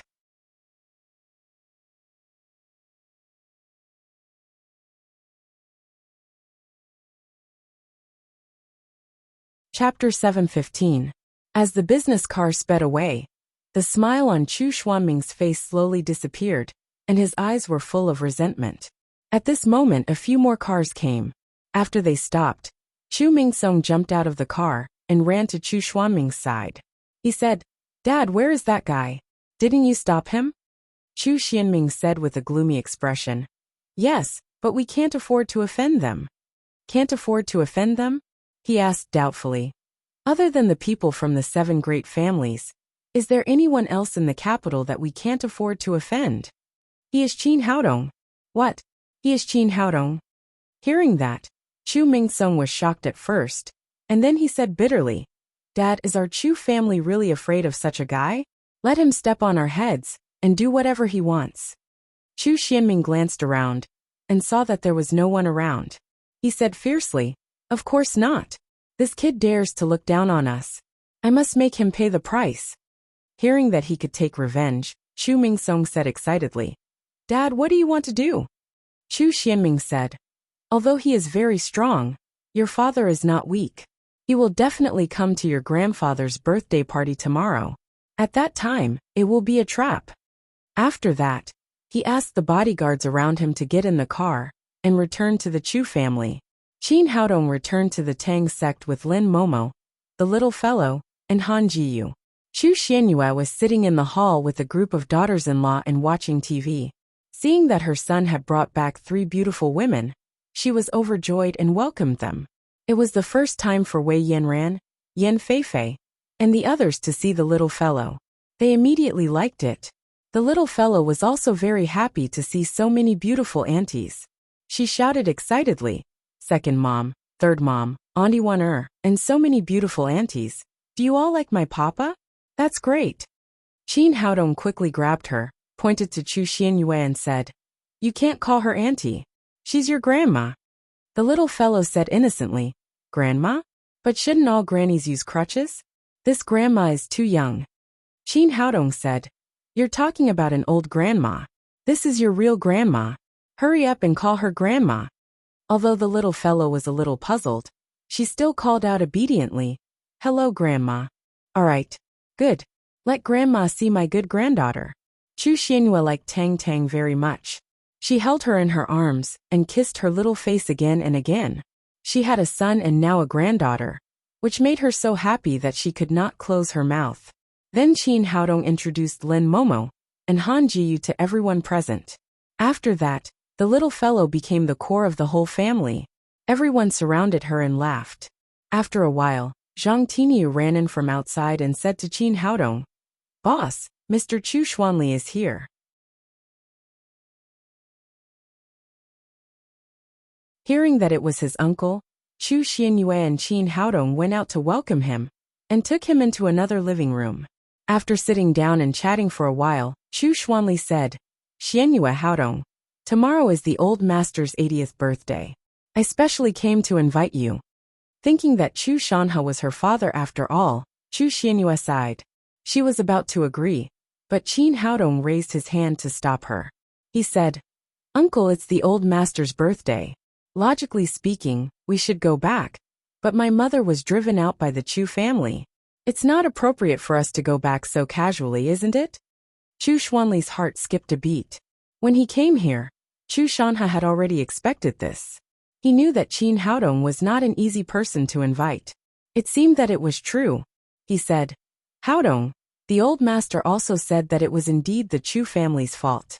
If you have any conditions, just put forward them, and we will definitely agree to all of them." Qin Haodong said, "We should invite my mother back in the same way that she was driven out. For the sake of the old master's birthday, I won't ask him to come here in person, but we can't avoid the procedure. The Chu family must take my mother back in a grand manner, and let everyone in the capital know that we were invited back by the Chu family. And when we return to the Chu family, the old master will welcome us at the door in person." "Well," Chu Xuanli said, "it's not a problem to take my little sister home. When the time comes, your second uncle and I will personally lead the team to visit her. We will definitely let her go back in a grand manner. But isn't it inappropriate for the old master to welcome us at the door?" Qin Haodong stopped Chu Xianyue, who wanted to speak, with his eyes and said lightly, "You can pass on my conditions. If the Chu family agrees, we will go back. If they don't, then forget it." He naturally had his own purpose for doing this. With the intrigue of the big families, his mother must have a lot of sarcastic remarks when she returned. If Chu Shanha could go to the gate to welcome him personally, others would have to weigh their own weight before they had any bad ideas. "All right then, I'll call the old man now and ask." Chu Xuanli did not dare to make a decision on his own. He dialed Chu Shanha's number. After hearing Qin Haodong's request, Chu Shanha was silent for a while, and then said, "Promise him that as long as Xianyue and Haodong are willing to come back, it's not a big deal for me to welcome them at the door in person." Although he was very unwilling, the Tang sect's position as the overlord of the imperial capital had already been established. The 7 great families were all fighting to curry favor with them, so he had no right to refuse. After hanging up the phone, Chu Xuanli came back and said, "The old master has agreed. We'll do as you say." Qin Haodong nodded and said, "Well, that's a deal."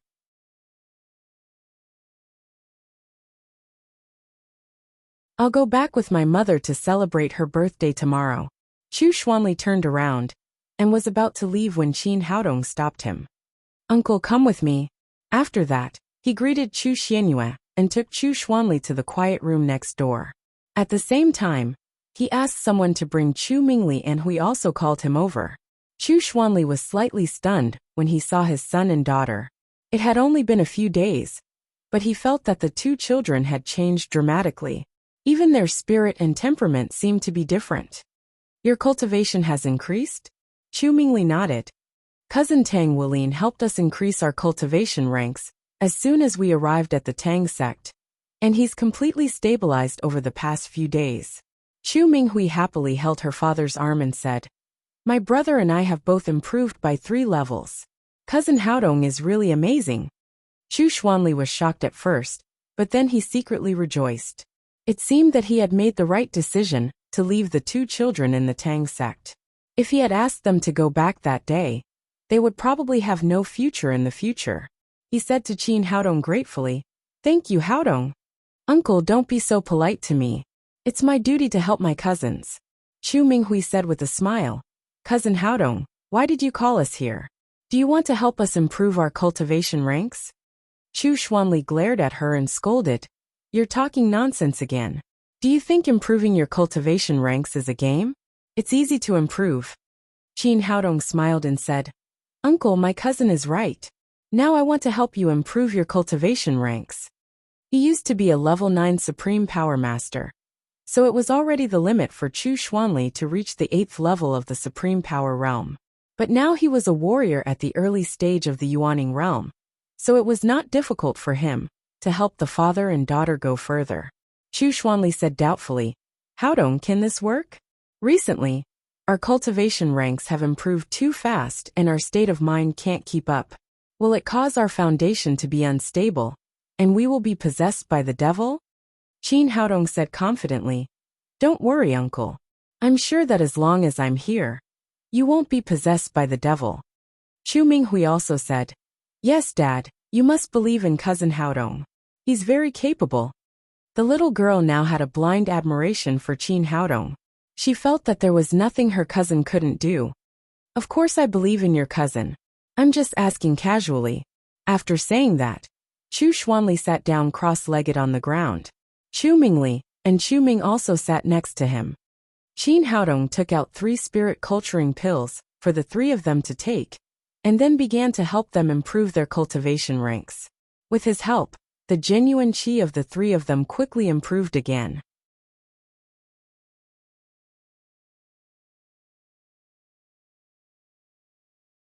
Chu Xuanli entered the threshold of the 9th level of the Supreme Power Realm, while Chu Minghui and Chu Mingli also advanced to the 7th level of the Supreme Power Realm. However, after crossing the bottleneck, the expressions of the 3 of them immediately changed. It was as if they had seen something special. Sometimes they were scared, sometimes they giggled, and sometimes they cried. Qin Haodong knew that this was the manifestation of the breeding of inner demons. Just as Chu Xuanli had said, their cultivation ranks had improved too fast recently, and their state of mind was unstable. It was easy for inner demons to breed and make them fall into an illusion.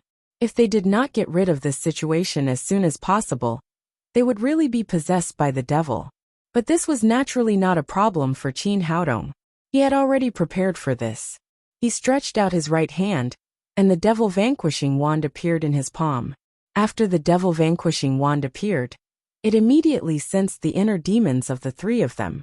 The 12 strings of coins on the wand kept jingling and making all kinds of sounds. Soon, the inner demons of the 3 of them were suppressed. Qin Haodong nodded. This magic wand was indeed a treasure. With it by their side, it was impossible for them to be possessed by the devil. With the removal of the inner demons, the cultivation of the 3 gradually stabilized. About 10 minutes later, the 3 of them slowly opened their eyes. Feeling the power in his body, Chu Xuanli was so excited that he shed 2 lines of tears. For many years, he had been stuck at the bottleneck of the 6th level of the Supreme Power Realm. He thought that he would never be able to reach the 9th level of the Supreme Power Realm. He did not expect that after meeting his nephew, he would rise 4 levels in a row in just a week, realizing the dream that many martial artists could not achieve in their lifetime.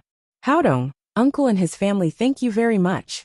After Chu Xuanli finished speaking, he brought Chu Mingli and Chu Ming along. Hui bowed deeply to Qin Haodong. Uncle, what are you doing? Qin Haodong reached out and helped all 3 of them up. He had always been grateful.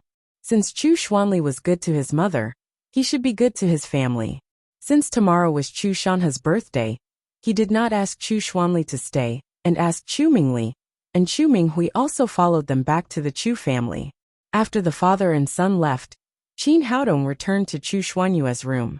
Seeing her son coming, Chu Xianyue said, Haodong, no matter what happens to the Chu family, he is my father and your grandfather after all. We can't be too shabby when we go back tomorrow. We have to prepare some gifts. She was in a very complicated mood now. She hated the Chu family, but she was also happy to go home. After thinking for a long time, she decided that Chu Shanha was her father after all.